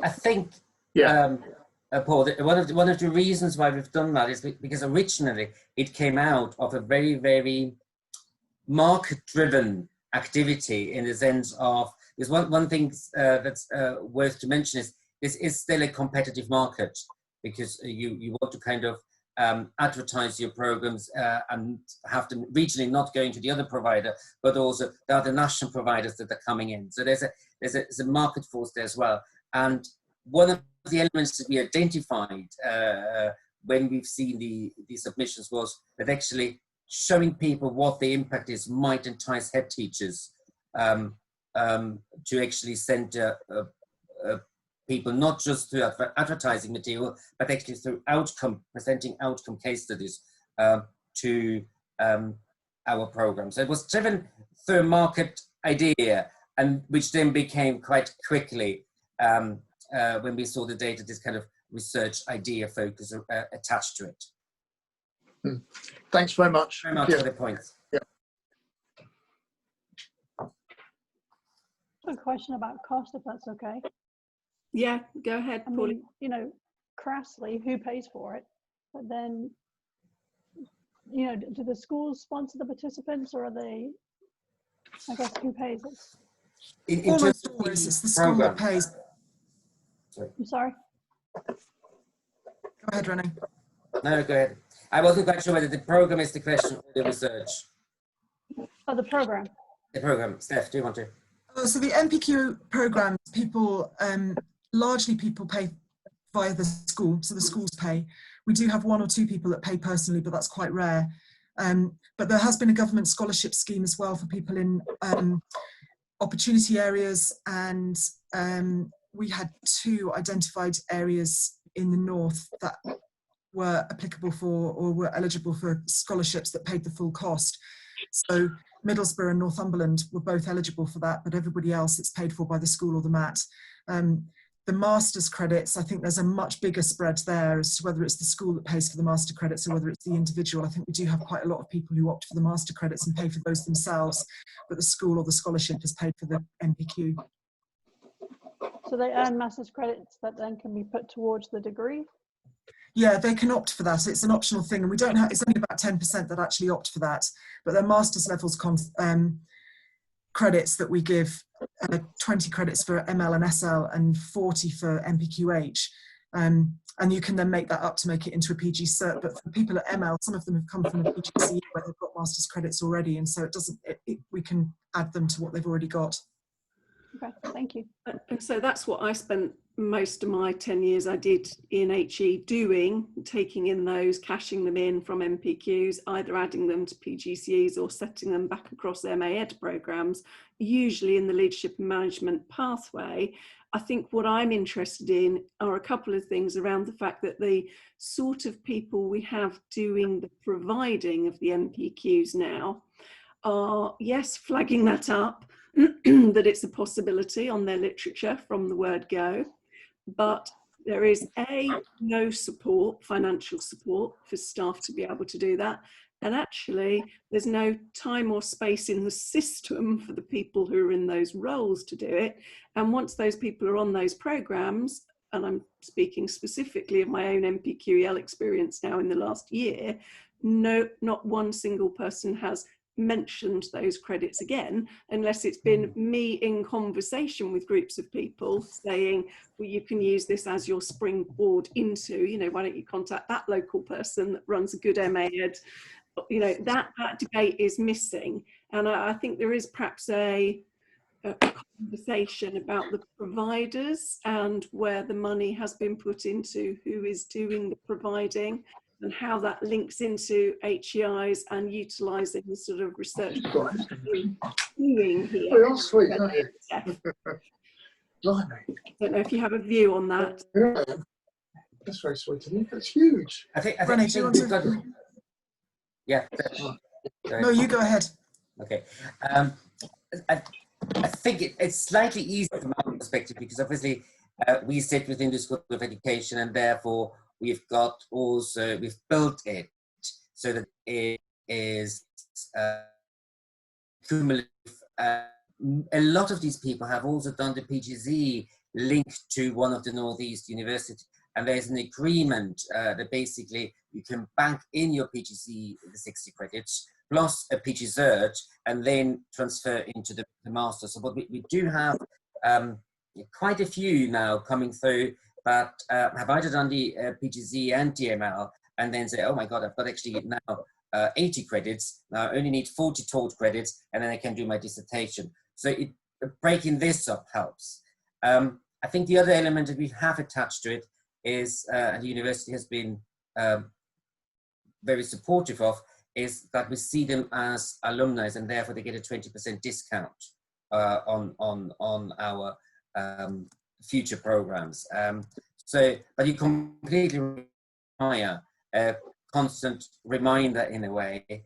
I think that's one of the kind of challenges in the past when it wasn't attached as immediately to the program, that people who were interested could then convert with a separate assignment, but having dropped that kind of separate assignment request has helped definitely in putting through more people. Yes, and I think perhaps the way in which people are encouraged, excuse me, to write up those assignments leads them onto the masters or not. So for on ours, for example, at MPQEL, you can submit online, and we have heavily been encouraged to submit in sections online, not write the 4,000 word academic piece with references. And if you do that at MPQEL stage, you actually have to go through the criteria and point out in each section which bits of the criteria you're addressing. And I think that's quite interesting in terms of thinking about developing wider professional identities for senior leaders who don't have masters. Very good point, yeah. Pauline, was that your question answered? Did you have a comeback on that? I thought there was a very nice segue that Maya Min's written into the chat box, if everybody's seen that, about the criteria of accepting international MPQs. I'm not sure I'm aware of the international MPQs as a thing. Actually, I'm only aware of the MPQs inside the British context, and my local context has been about them being funded through the OAs and through the priority 5 and 6 areas. So the international segue Pauline, perhaps leads us straight on into your section, given Gareth's that. But does anybody else want to say, Steph, did you want to say this wider comment that you've just put in the chat box, just to talk about MPQs internationally for a second? Yeah, at the moment the DFE doesn't support us offering them overseas, so we do get quite a lot of queries from the Middle East in particular asking us whether we can offer it. And at the moment we're not set up to go overseas. And the way we deliver our model, people would have to come to us. We did have one head teacher based in a British school in Spain who self-supported through it and did come to our residential or to our face-to-face days. I don't quite know how she managed that logistically, but she did attend the study days. The DFE scholarships are also not available to people overseas, even if they're British citizens working in British schools. I don't know quite whether that works for MOD schools, but we've never had a request, so I haven't particularly looked into it. But I'm not aware of international programs for leadership either. I mean, I'm sure there are. Obviously, Suzanne talked about the Swedish ones. If you wanted to do it with us or with any other provider, I think you would probably need to fund it yourself and come to Britain to do it. I'm not. I mean, you could do MPQ online, I guess, because that's entirely online. So I don't know whether that would be possible. And it's interesting how I think following on how many of the MPQ providers nationally will now move to a kind of more online provider status for September and so on, and whether automatically opens then a kind of, well, it's not funded, but a different program for the international sector. Thank you both, because I teach a train in the Middle East and in Iraq, Jordan and other countries. Okay. And we train teachers and deputy heads, and a lot of head teachers ask me these questions. So that's why I've asked that question, and I would like to know how. And a lot of them are self-funded. As the Middle East, they are very rich people, and they're willing to take out 6 months or a year to do this. Even if it's now online through Zoom or anything like that, I'll be very grateful if you have any information, please. Yeah, send us your email and we'll get in touch. You're really welcome. I mean, we're going to be online from now on anyway, so but to do it with us, the current licenses are expiring for all providers in 2022, and so if you want to do in the current iteration, you would need to, if you want to do it through NetSpe, certainly if you want to apply, then you need to have applied by coming January 2021, to give you enough time to get through the program. So just contact us separately and we can have a conversation. We'll do that. Thank you very much. It's probably worth us saying, Steph, that the new MPQs are due out in the autumn as well. And I know your former colleague, Rachel Lofthouse, has had some dealings with the DFE department on it through the USET CPD group. So they actually had a presentation at the USET CPD group on what the new content was covering. So these are MPQs, as I understand them, be in mentoring and coaching and mental health and well-being, and we're expecting to see what they look like in the autumn term. But they've been entirely written, as far as I understand it, inside the DFE by quite young DFE staff, and not with much recourse to the wider research agenda or experienced people in the system. I'm aware that we're being recorded here, but that's my current understanding of it from the people that I've spoken to. Right. Hard to believe. So that's my perfect segue. Thank you, Maya Min, and thank you, Steph and Renee, for that very, very interesting presentation.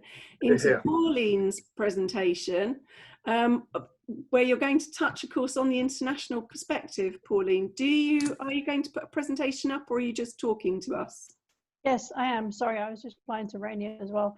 That's fine. If I may, I'm coming from an international perspective. I did a master's in educational leadership rather than an MPQ, because the master's is a requirement for principals in the US. So I'm just curious, if MPQ only earned you credits towards a master's. It's not a full master's then. So is it taught at a master's level? Is the expectation of writing at a master's level, or is it somewhere between? It's taught at a master's level, and that's partly through the analysis of the leadership literature and the engagement with the academic theory. And you are expected to write at master's level. If you opt for the credits, then you're also expected to cite your sources and provide a reading summary of your research and so on. But we've designed our assessment portfolio so that you don't have to do a second task in order to get the credits. We've designed the portfolio so that what you write is generically at master's level, so that if you've opted for the credits, you don't have to do something separate, but it is marked again through the master's program at the university, which is why there's an extra fee for it. So the master's writing should be at master's level anyway, and that's really a DFE requirement as well.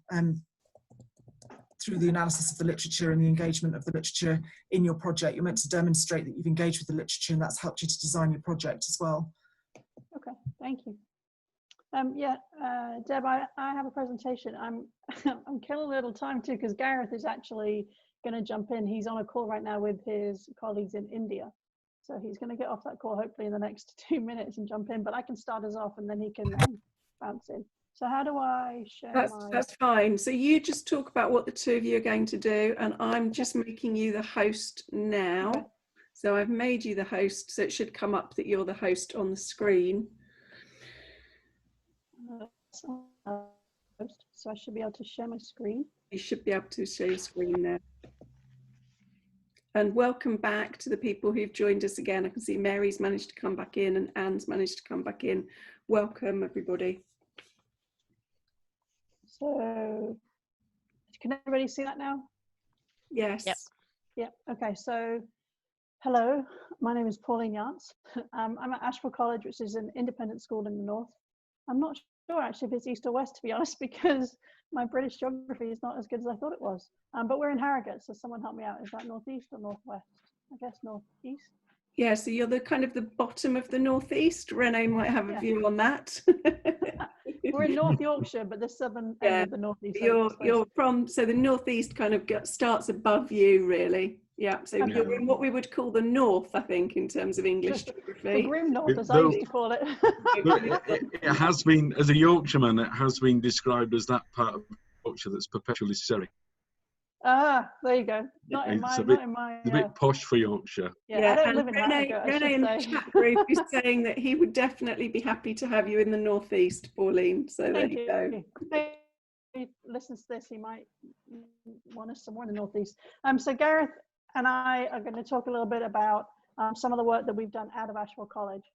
So just a quick agenda. We're going to talk, obviously I'll do some introductions, a little bit of history about the programs that we run, both from the UK and international perspective, and a future focus, what's going to happen next, what we are currently planning at Asheville, and then any questions that you might have. Okay.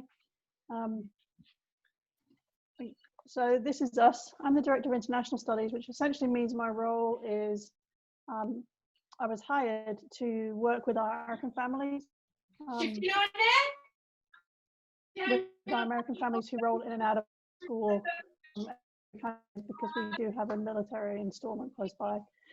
Gareth is our Director of Asheville Education, which is a kind of a trading arm of the college, if you will. And Catherine Story might also pop in. She's a department chair for us in religious studies. She's been working with Gareth as well on our programs. So always. That's, I don't know who, that's not me. Can I just ask everybody to make sure that you're all on mute? I know Maya Min, thanks, that's great, thank you. And anybody else, if you're not presenting, if you could go to mute, that would just help us with the recording and the presentation. Thank you. Thanks. So Gareth was our academic deputy for several years. Excuse me. And when he moved from being our deputy, he moved to Asheville Education with a remit of setting up and providing professional learning and development for middle leaders and senior leaders across the Northeast. Excuse me. So he started in 2011 with groups of HODs, heads of departments essentially, and he calls it top HODs. So it's heads of department from independent schools across the Northeast, and they would come together 4 times a year over the course of the year and talk about different aspects of leadership within a department. What makes a good head of department? You know, how do you get your team together? Those kinds of strategic things that heads of departments need when they're working, because, you know, the math, excuse me, as Renee said earlier, there wasn't really an opportunity for the heads of departments to get together and work. So he set this up and invited all the independent schools in the Northeast to come and join us. So the notion is it's collaboration, not competition, right? So sometimes we don't talk to our colleagues in other schools because they might steal our ideas, right? Well, I think all the best ideas in education are stolen from somebody in some form or fashion, because what works for you, you can't pick up and put into another context, but you can take lessons learned from that and think about how to put that into your context. So with the collaboration, not competition idea, these heads of departments met to essentially some professional development for themselves, so that then they could go back and have impact in their school, in the department. So that started with the heads of department in 2011. And then the way that Gareth runs it is, and I'm really sad that he's not here because he's far more animated than me when he talks about this stuff. He is on his own. Sorry, Pauline, I'm here. So. Hey, Catherine. Good. So what he will do then is on the first day, Gareth will kind of MC and get everybody going and be the facilitator. But in the second and third and fourth days, he encourages the heads of department to become the leaders of the sessions and the groups and share ideas and kind of step up a little bit, if you will, in their leadership. So, excuse me, the feedback that he's gotten has been really, really good, but that was just for heads of department. So a little later on, he decided to start the aspiring heads, and Catherine, who just popped up, leads the aspiring heads of department professional, similar kind of fashion, 4 days across the year, starting with Catherine as the facilitator and then encouraging others to step up and facilitate different sessions throughout the day. And that has been going on now since 2011. And the Northeast region has exploded into the Northwestern region now also. And I think Gareth's also got some plans to move a little bit further south as well in the coming year. He's put on this slide the curved for COVID-19. Obviously, we couldn't meet face-to-face with the cohorts. So what we're doing now is online, as a similar kind of fashion, the Zoom meeting. Every Thursday, he has somewhere between 20 and 40 in the last 6 weeks, Thursday evenings, to continue the conversations virtually. So that has been really well received as well from the heads of departments. They can participate still, even though we're not able to meet together. Catherine, do you want to jump in with anything about the aspiring HODs? Yeah, it actually started with the aspiring HODs. So like people that maybe have been teaching for a few years that are looking for that opportunity to step up. But then how do you find that opportunity, and what kind of things can you be doing in your own school context that are going to help you to make that step up, as well as within that course looking at people that have maybe just become heads of department and just stepped into a post as well. And one of the things that we're so keen to do is that, like Pauline said before, that it is this idea of a collaboration, this idea of us working together, sharing experiences, because often somebody will say, well, I've been really struggling with this barrier within my context. We'll step in and say, well, actually, and this is kind of how we kind of rectified it or moved forward with that issue. And just enhancing that professional dialogue that maybe sometimes within our own schools we don't always have the time to do, or actually sometimes having those conversations with people outside of our own school contexts just frees up the conversation a little bit more, and gives that, I guess we do it 4 days over the course of the year, and just knowing you've got those days where you've got a bit of headspace, you're away from your daily routine, and have that opportunity to have some of those discussions is really powerful. And the feedback we get from delegates year on year is that it's really had an impact when they're back in school. And I think that's one of the levels of that we're looking for when we're looking for that feedback, that it's not just a course, you go, you talk, you go back to your own school, but that actually the things that we're discussing, the strategies that were put in place, I don't know whether it's department development plans, whether it's that idea of how to kind of push and challenge people within your department to move things forward, to have the impact for the students. That's kind of the key that we're looking for and moving through with this course. Is that helpful? Yeah, lovely, thank you. I'm just going to move the slide on, and I see that Gareth is here. Welcome, Gareth. Hello, hello everyone. I'm going to throw it over to you immediately to talk about the, we've just done HODs and aspiring HODs, so I'm going to throw to you to do the international next steps, or what you've done so far internationally. Yeah, thank you. And please forgive me if I'm repeating anything that Catherine's just said. We've literally just come offline from a development session with some Indian heads.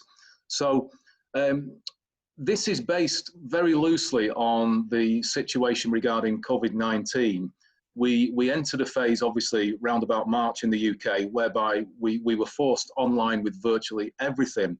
So we made the decision with the HODs Leadership Development Programme to put everything onto the Zoom platform and run a sequence of 8 development sessions online. We're now on session 7 out of 8 this week, and we'll finish that at the end of June. So the idea was to actually use that same platform and same type of interactive system. So the idea that it's collaborative leadership, it brings together people who are on the programme in the regional sense in the UK to step up and lead as part of the international team, and push this out potentially in a couple of other countries. I was fortunate enough to be asked to address a couple of conferences. The first one was in Hong Kong in December 2019, and the second one immediately followed that in Delhi, India. And from that, I made a lot of wonderful contacts, heads of schools in both countries, and in particular in India, with them being in an almost parallel situation to ourselves in lockdown. We felt that that was the right place to perhaps launch a test and learn phase, as I've called it, in this time. And that's exactly what we've done. So we're working with Missouri International School, which is one of the top girls' boarding schools in India. It's a wonderful school, a wonderful head there, Ma'am Meeta Sharma, an inspirational leader in many senses and very forward-thinking, ahead of the curve. So it's been great to interact with her. We've trained all her staff. We've trained the senior leaders, the head, the principal, and the governors, and we've trained the middle tier as well. So we've done a kind of differentiated system, all based on what we've been doing in the UK and with the team from the UK. It's not something that is possible solo because of the sheer volume. We were looking at between 90 and 100 staff on one gig, and of course that was impossible to do by myself. So I had 8 leaders with me from the UK programme. The one we've just come offline from has been with some heads in the Delhi region, who again are looking to not just promote something similar within their own schools from September, but potentially to collaborate between the schools. In India, the general modus operandi is not to collaborate. It's very individual. It's a little like the UK was perhaps 8 and 10 years ago, certainly in the private sector in the north. And as Catherine probably said, it has taken us a while to break down those barriers and to compete healthily, but more importantly, collaborate. We've been surprised, I think it's fair to say, Catherine, that these colleagues in India have jumped in feet first. We've only done 2 sessions with them, and they've been very keen to talk and share some of the issues, problems, and potential solutions as well. Today's session was all about technology and leadership, and I thought it was fabulous, outstanding. And in fact, it was one of our own heads of department who stepped up and led it. So a pleasure to sit back and quality assure.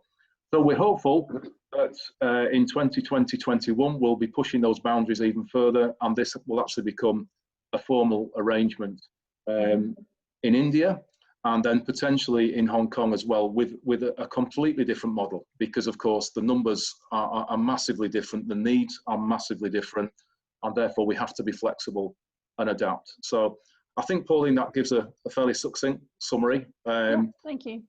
I'm just conscious of time, so I'm going to skip your follow-up for a minute, just to talk just briefly for 2 minutes about what we're looking at now from the Asheville College and Asheville Trading perspective. We've said, okay, so we're helping all these HODs in the Northeast and the Northwest now, and in India and Hong Kong, but what about our own people? So taking an introspective look at what's going on at Asheville College, we are going to implement this year a new kind of formal leadership program for our students. Obviously, we have students in leadership positions, but we don't always formally teach them what leadership is about. So that's in place for this year for our student leaders. We're also going to look at classroom leaders, and if anyone out there is doing this already, I'd be grateful for some insight and lessons learned.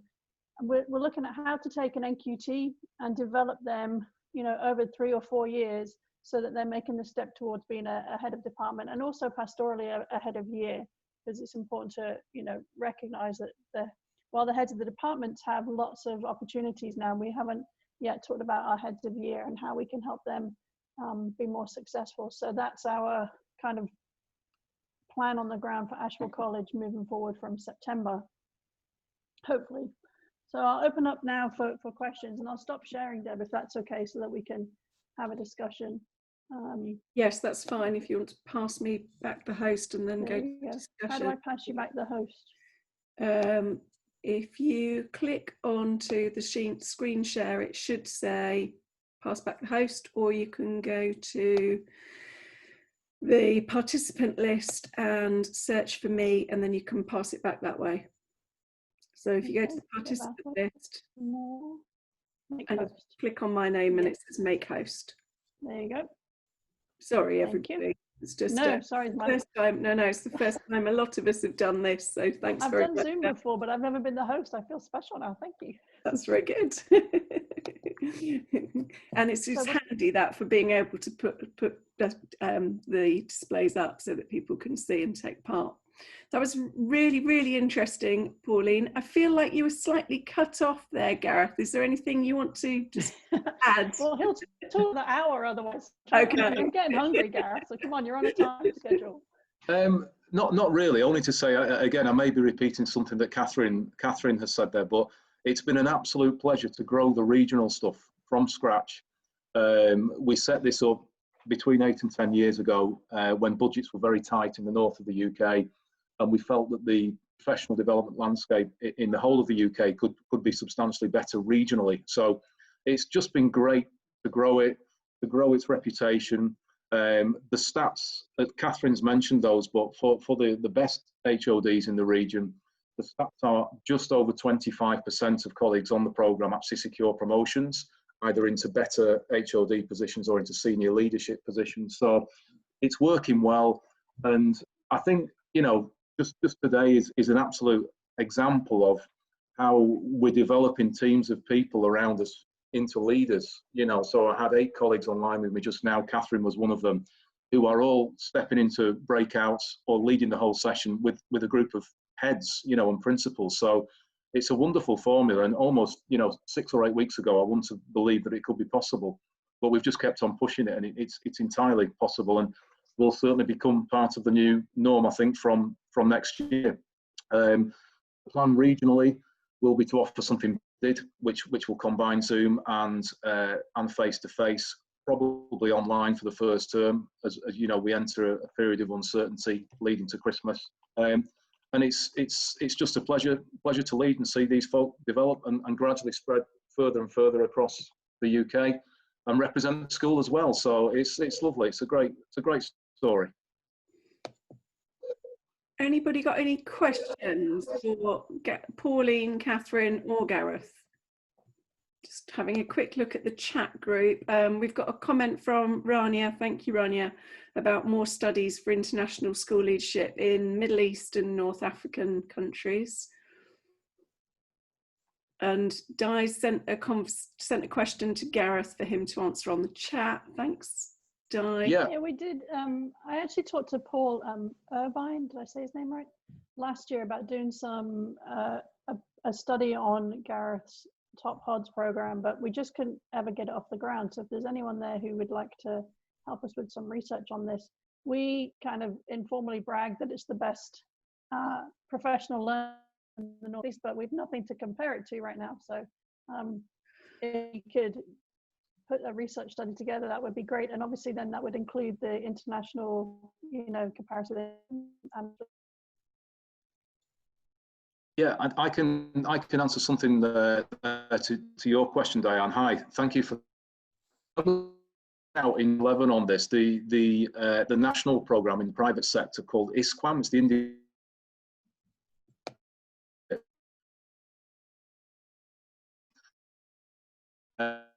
of that steering group at the same time that we were developing the regional stuff as well. The beauty about the regional stuff is that we've started from a blank sheet of paper essentially, and had the complete freedom to develop it. As I've loosely aligned it to the program which HMC would be providing, this one called ISQAM, and I can provide details to this group at any point on any of this. But I've also had the freedom to just develop things a little bit further my own way. And one of those things, I think, which I've mentioned in the brief resume, is this idea of actually developing people within the program itself as leaders and not just telling them how to be leaders. So it's been a real feature of what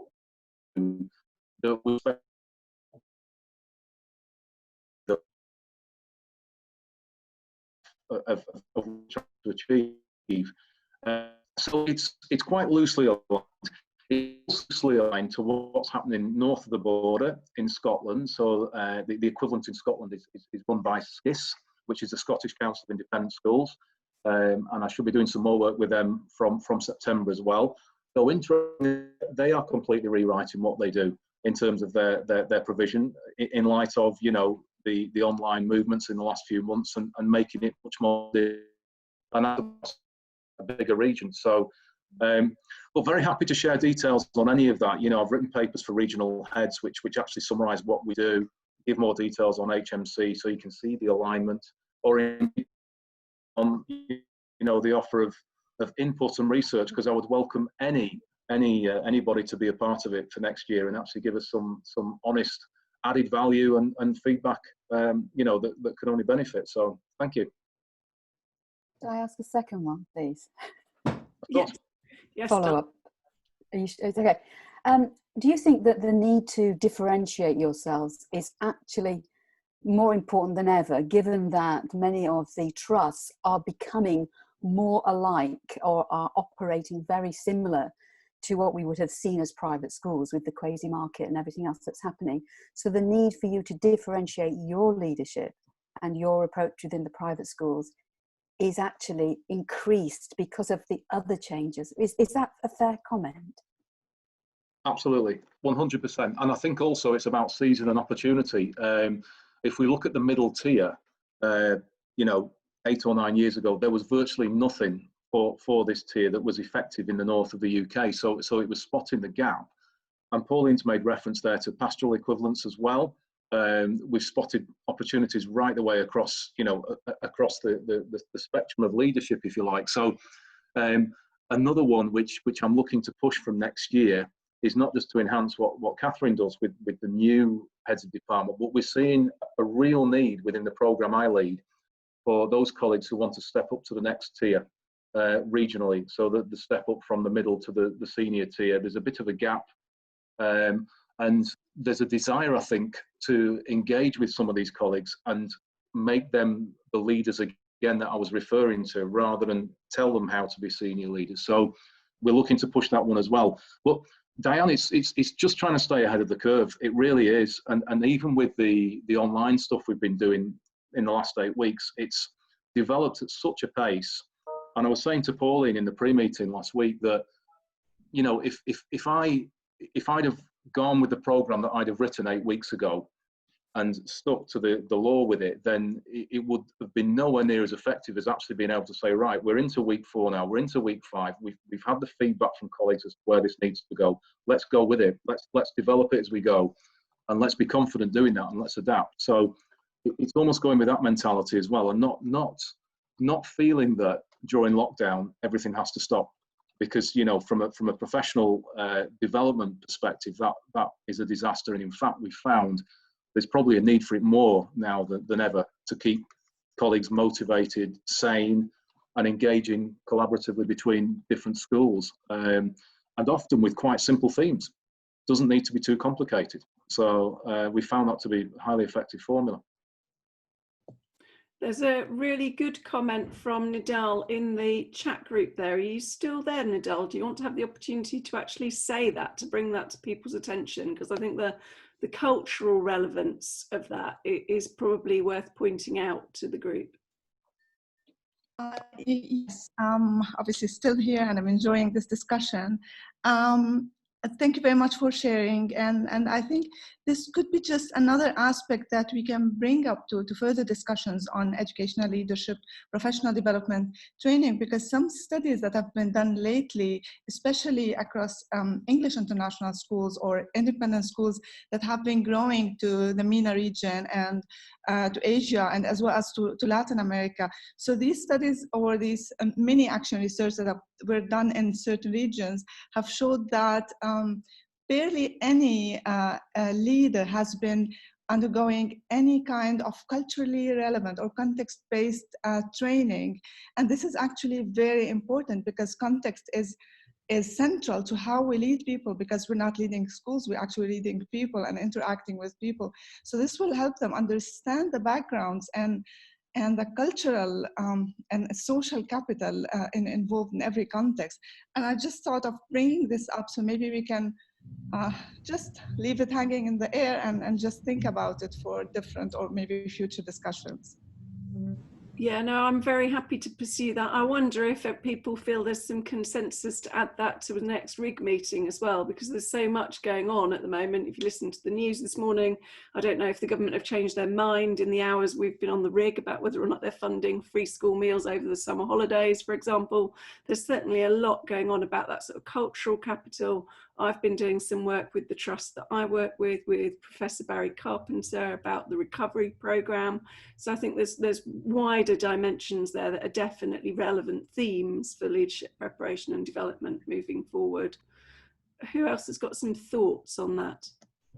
Deb, I can just add something to that if you allow me, just to expand on one of our India sessions next Monday. Actually, Nidal, it's exactly that theme. I've been asked by the head of Missouri International School to run a session on cultural leadership, conflict versus collaboration, which is going to be a real test to put together. It's addressed need, and this is coming from international heads. So a wonderful development opportunity, not just for their senior staff, but actually for our team as well, to understand and appreciate some of those very subtle but important differences between the two countries. So I'd be happy to feedback on that, because this is still part of a test and learn to see how effective this is. And it could certainly pave the way for something more permanent. Yes, and I'm just a bit conscious with our wider kind of global backdrop going on. I've just changed, for example, all our paperwork at work to remove the BAME acronym that you're all aware has particular political overtones. And instead of going for POC, I've chosen to go with the term global majority. There are different, political themes in that, but I think that the cultural relevance of the leadership preparation and development programs for the countries that they're being delivered with rather than to is probably a significant factor in the debate moving forward. Yep. Yeah, so I can see in the chat group that Steph's saying that would be interesting, and the principle applies to regional differences, of course, within countries. Babatundi's really pleased with this as well. Okay. Anybody else want to make a comment or ask another question of Gareth, Pauline and Catherine? You might not have seen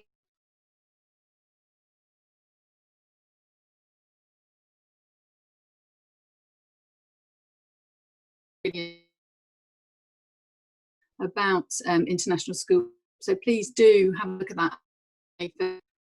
Post do have a look. Yes, thanks very much for that, Suzanne. What I'm really keen to do with the RIG moving forward is try and make those links across our different Belmas platforms. So I think when we've got a blog that's relevant to it, I think flagging that up, particularly as a way in to senior leaders in schools who will tell us they're very time pressured and they can't possibly read a whole email article. So perhaps to throw a blog under their noses as a way in, I think is a really good way forward. That's the plan. That's yeah. the plan. And it's really, really great, Nadal, that not only have you written that blog and that Suzanne is flagging it up, but that you are here contributing to the discussion as well. Suzanne, you'd be very happy to have blogs from everybody else, wouldn't you, about the work that they're doing? Absolutely. I'd rather have too many blogs than not enough. We are trying, I mean, this is just, you know, completely taking over now, so I'll apologize. Talk for about 30 seconds. I am looking at having space for each rig to have a blog. So there is a bit of a structure in place, but I'll also accept blog proposals at any stage. So if you go onto the BELMAS website, how to submit a blog is on there. Rachel has done some fantastic guidance for a finished blog. That can be, it can be finished and then you just send it in, and chances are I will then approve it and write a little screed as the editor, and then it will get tweeted and promoted. So it's a really easy process, and it's a nice way to, it can be a thought piece. It really could be something that you take away from this event, for example. It's like a, not a review, but your reflections on this event make a great read. Just get in touch with. Yes, absolutely. And if you look at management in education as well, for those of you who are BELMAS members and get your publications, you'll notice that they started a new thing off last year called the opinion piece. So there's opinion piece and there's a reflective practice piece. So similarly, you can write those. We've had Matt CEO just put one in, for example, of an opinion piece just about how the landscape's working. I wrote a reflective practitioner piece last year on my move back into working in, being based in a school after being based in a university. So again, Jacqueline Baxter would be very pleased to hear from you with those kind of ideas from the practitioner perspective. Particularly about these sorts of topics. Actually, I think they've got some real relevance in schools, colleges and universities with the amount of challenge that people are facing. Okay, anybody got any wider? Sorry, Deb. Go on, Suzanne. But we can respond just quickly. We can respond in the blog really quickly. There's not that really long lag time. It has to be with peer review. I can turn it around fairly quickly, so there's an immediacy to it. I think that's quite interesting. Right, I really will. No, not at all. I think that's worth, and it's worth the synchronicity between the research interest groups, the blogs and the publications kind of coming through. You know, people often say to me, well, why should I join BELMAS? What will I get for my membership? And I just think, you know, you get this community, come and be part of this community, you know, and it's not exclusive in any way, shape or form, you know, £5 a month membership, that's it. So, so anybody got any, thank you very much to the last three, Pauline, Catherine and Gareth, that was very interesting. Anybody got any wider comments on what they've heard this morning, moving through to what they would like to see the next RIG meeting do? So we normally do 2 a year. I think this one has gone fine online. I'm actually quite a big fan of them being online. I think we're more likely to get practitioners popping in. I think it enables academics who are busy doing doctoral supervision and things to pop in and out and contribute things.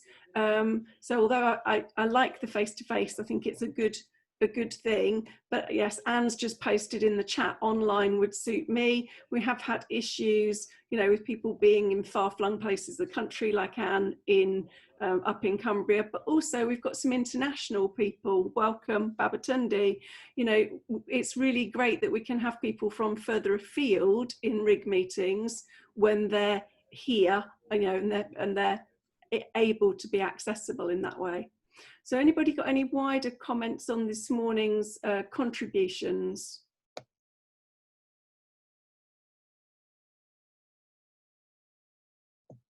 Lots of positive comments about being online on the chat group. Thanks for that, Di. Di, do you just want to say that comment out loud about challenges in the new landscape? I think with any with people, there are opportunities and there are challenges, and clearly Gareth, seeing that as a smallish organisation, they're able to be more agile. And I think that the challenges for leadership are around resilience during this time of change. I think we're going to see real need for support for leaders as they move into into a very different landscape. Their staff are having to juggle online and classroom teaching probably over this next year. Their well-being as staff is going to be incredibly important as they allow them and support them to become different kinds of senior leaders. So I think leadership in general at the different levels are all impacted over the next couple of years. You know, even examinations, that in itself, you know, how quickly teachers responded and leaders took hold of doing the internal centrally assessed, the school assessed grades.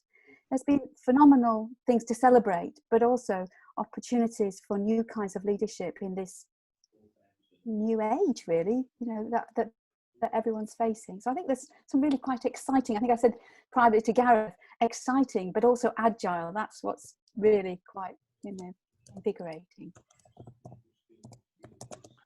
Diana, I couldn't agree more, actually. And, you know, based on our experience, the ability to adapt at relatively short notice and to listen to what colleagues want is absolutely essential. And I don't see that going anywhere.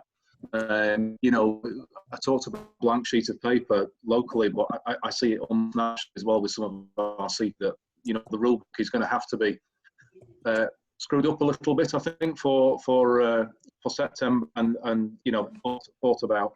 And you mentioned agility there. That's absolutely right. But also, I think just a degree of sympathy to colleagues' needs as well. And I mentioned that most of what we've been doing during this time with regards to resilience, well-being of colleagues, has been relatively simple.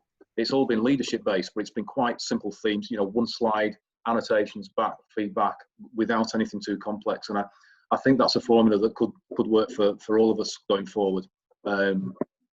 So yeah, that really useful comments. Great to hear that. Thanks, Gareth. Paul? Yeah, I really enjoyed this one. I think the balance, having a single country context with the Swedish, Suzanne's was wonderful in how just the new perspectives on how they're making sense of the task of leadership and the idea of governance. And that's going really well. I think the middle tier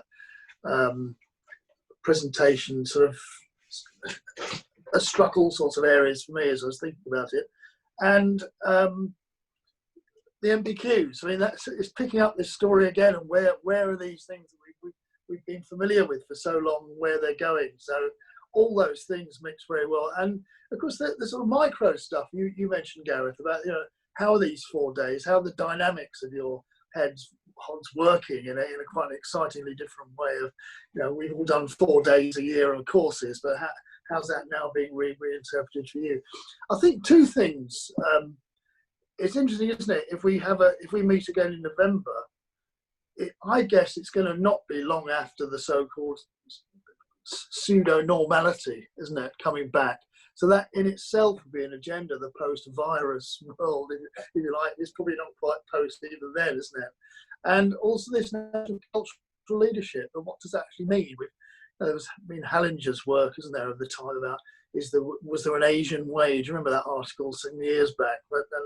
But this, yeah, so a lot of interesting stuff there. I mean, there's so many themes. It's just I just whittle down the time and the topic for next time. I guess we've got 15 minutes, haven't we, to do that next.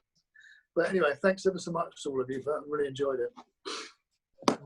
Yes, Rani has just put a comment in about change management, you know, and change leadership and redefining what schooling looks like. And I think they are all topics that leaders are grappling with internationally, aren't they? Pandemic issues. Rene, were you going to make a comment? Yeah, just to comment. I think I fully agree with Guy's and Gareth and Paul's assessment in the last few minutes. I think what will be really interesting is also bringing in not just the school leadership side, but the HE side, because I think where we've seen a definite change in approaching program approval, etc., was definitely in the higher education sector. You know, normally we discuss things 2-3 years till a new program is approved. Things happened overnight. And I think that's worth kind of seeing how will the education sector come out of it. Will it just return to its usual long-term tradition, or are we actually going to be much more agile in developing programs, etc., and responding to the needs as well? In the meeting, remember, we should have booths, physical,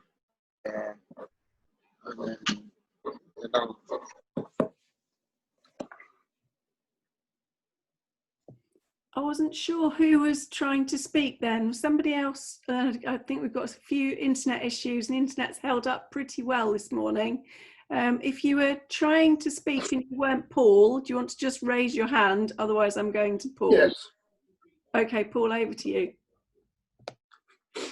I think Renee spotted that. There's been a huge contrast, as I've experienced our meetings over the last 2 or 3 years, between one meeting, I quite vividly remember that HE was hardly ever mentioned as the provider. Another meeting about the Scottish education system, and yeah, there was a consortium of 5 universities that were putting on these headship courses. You know, suddenly after everything had been outsourced in England, Scotland's coming up with an HE model. So it really is quite important. Where are we if we're in HE in leadership? I mean, I know so many departments have either slimmed down or disappeared altogether across the country, in my experience, that, you know, maybe that's a topic in itself about where is the year or so. That's a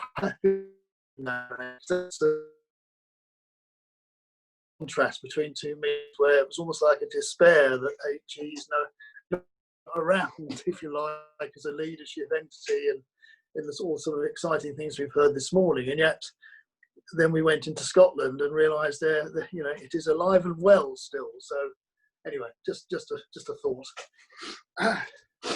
No, I think it's a recurring theme actually around how leadership preparation and development is dealt with.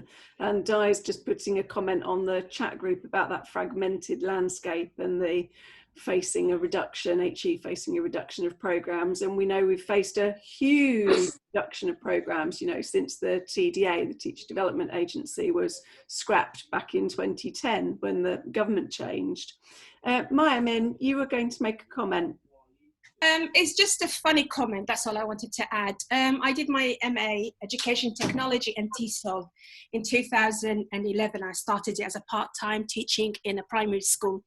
And everybody was making fun of me, thinking, oh, education and technology and all the internet and safety and all that things. And then I said to him, guys, the new world is coming up, the 21st century, we need technology, we need to work on using lots of ways to interact with our students, and they made fun of me. 2017, 18 again, I started promoting it in FE colleges and universities, and I still got problems. Teacher training in Iraq is as you know, it's a war zone. So trying to take that technology into Iraq and asking my friends and colleagues who work in America, in the UK, to train teachers online again, had so many things, no, we shouldn't and we couldn't. 2020, I became famous. So famous. How do we do this? How do we do this? Can you give me this link? How is it safety? So technology is so important, very important. I know we have to take in the risks of safety and online, which we still promote, which is so important for us to take in. But we have to, this is the new century of technology and how to adapt it and how to use it. And now we teach and train in Iraq through Zoom, through Google Teams and so on. And it's very, very important. My background is not leadership, but after Iraq 2003, the war, and we became, as teachers in Iraq, we became leaders. I joined Belmas in 2000, I think it was 7, 8, in my master's and so on. And then 2018, I presented and I got lots of thanks from everybody. So thank you to Belmas, and I'm still loving being a member in Belmas and getting to know these beautiful people that today I met, and I would like to work with and hopefully work with them in the Middle East and take some information that I got from today. Thank you very much for this platform, Deb. Thank you. Very welcome, Maya. I just wondered if anybody who hasn't had a chance to make a comment or a contribution wanted to say anything. I can see that Annette's put something up in the chat group about finding today interesting. Anybody want to add anything else? I'm just noticing on the way in which we just hold that up for you. So the Prime Minister has, of course, made his U-turn on free school meals while we've been online, rather predictably, I think. So it's an interesting point. The discussion that I thought was interesting on the media this morning was that it talked about a Premiership footballer, but it didn't talk about a single head teacher and how head teachers and senior leaders in schools have been campaigning for that for, you know, ages. So I thought it was really interesting as an aside. Okay, anybody else want to add anything?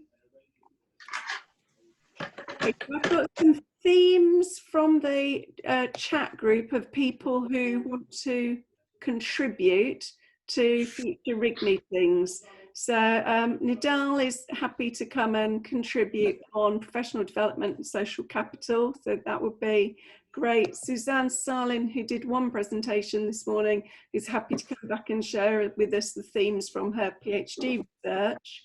I think there is some ongoing interest, Renee, from the sort of MPQs and who the MPQs are being provided by, and it looks like there's some interest, Gareth, in your in the international developments and how we really make sure we kind of are mindful of some of the cultural issues in that.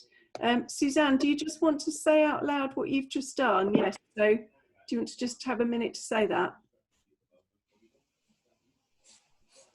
Suzanne's just written on the chat group about a systematic review of. There are two Suzanne, so you do mean me. Okay. I do mean you, sorry. Yes, Suzanne had to go and teach. Yeah, okay.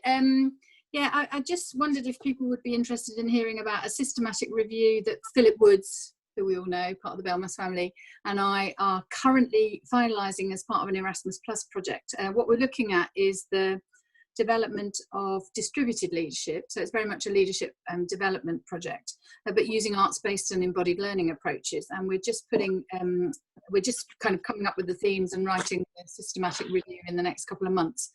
So if people think it would be interesting to hear that, we are looking to put a proposal into UCEA actually, because what we're noticing, and it's very pertinent to the conversation this morning, is what we're noticing is an absence of cultural diversity in the literature.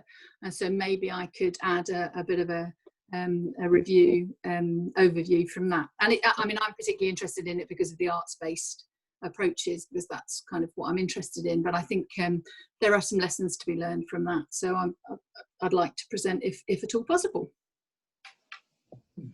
Yes, absolutely. Yeah. Okay, I think we have our themes ready for the next meeting, which is normally around November time, and there seems to be some consensus for that being online to give wider access to it anyway. Mary, yeah. I could see you nodding there. Was there anything you wanted to add before we finish? No, thank you very much. I hope next time not to disappear in the middle, so I'll be able to engage more. Thank you. That's great, you're welcome. Paul, over to you. Over to me. Yeah, I'd like to thank you, Deb, as well for setting this particular meeting. I think there's excellent kind of range and just sheer interest in what we've heard this morning, from the sort of wider governance, as I said earlier, to the sort of micro issues that people have raised, and also the sort of new vocabulary that, you know, I mean, it's a new vocabulary. I mean, the issue of confidence and identity and sort of things that are working their way into the agenda, which are much more sort of subtle and qualitative than, you know, important, I suppose. That's where. So really, it's coming back to you, Deb, for setting this up. And I think it's interesting that, you know, by November we'll have a very important timing issue as well, won't we, of where we are, of course. And also, it seems there's a lot of the themes today that could be carried forward into a similar format for November. That's where I'm as I'm hearing people talking at the moment. It seems that we have a number of parallel lines running in a very interesting way that we can then pick up and see where we are. So I don't think we're going to be short of material for November, are we? Put it mildly.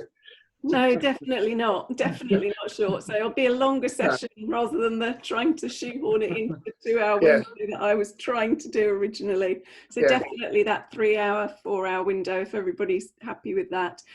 Just a quick plug then before we finish. Lizana, who I can see on screen, I don't know if she wants to come online and say anything herself, is doing the governance and governing rig as well online next week. And I was just quickly, Suzanne, you've normally got your Twitter out faster than me. Do you want to just give Lizana a plug for when her online rig is for me?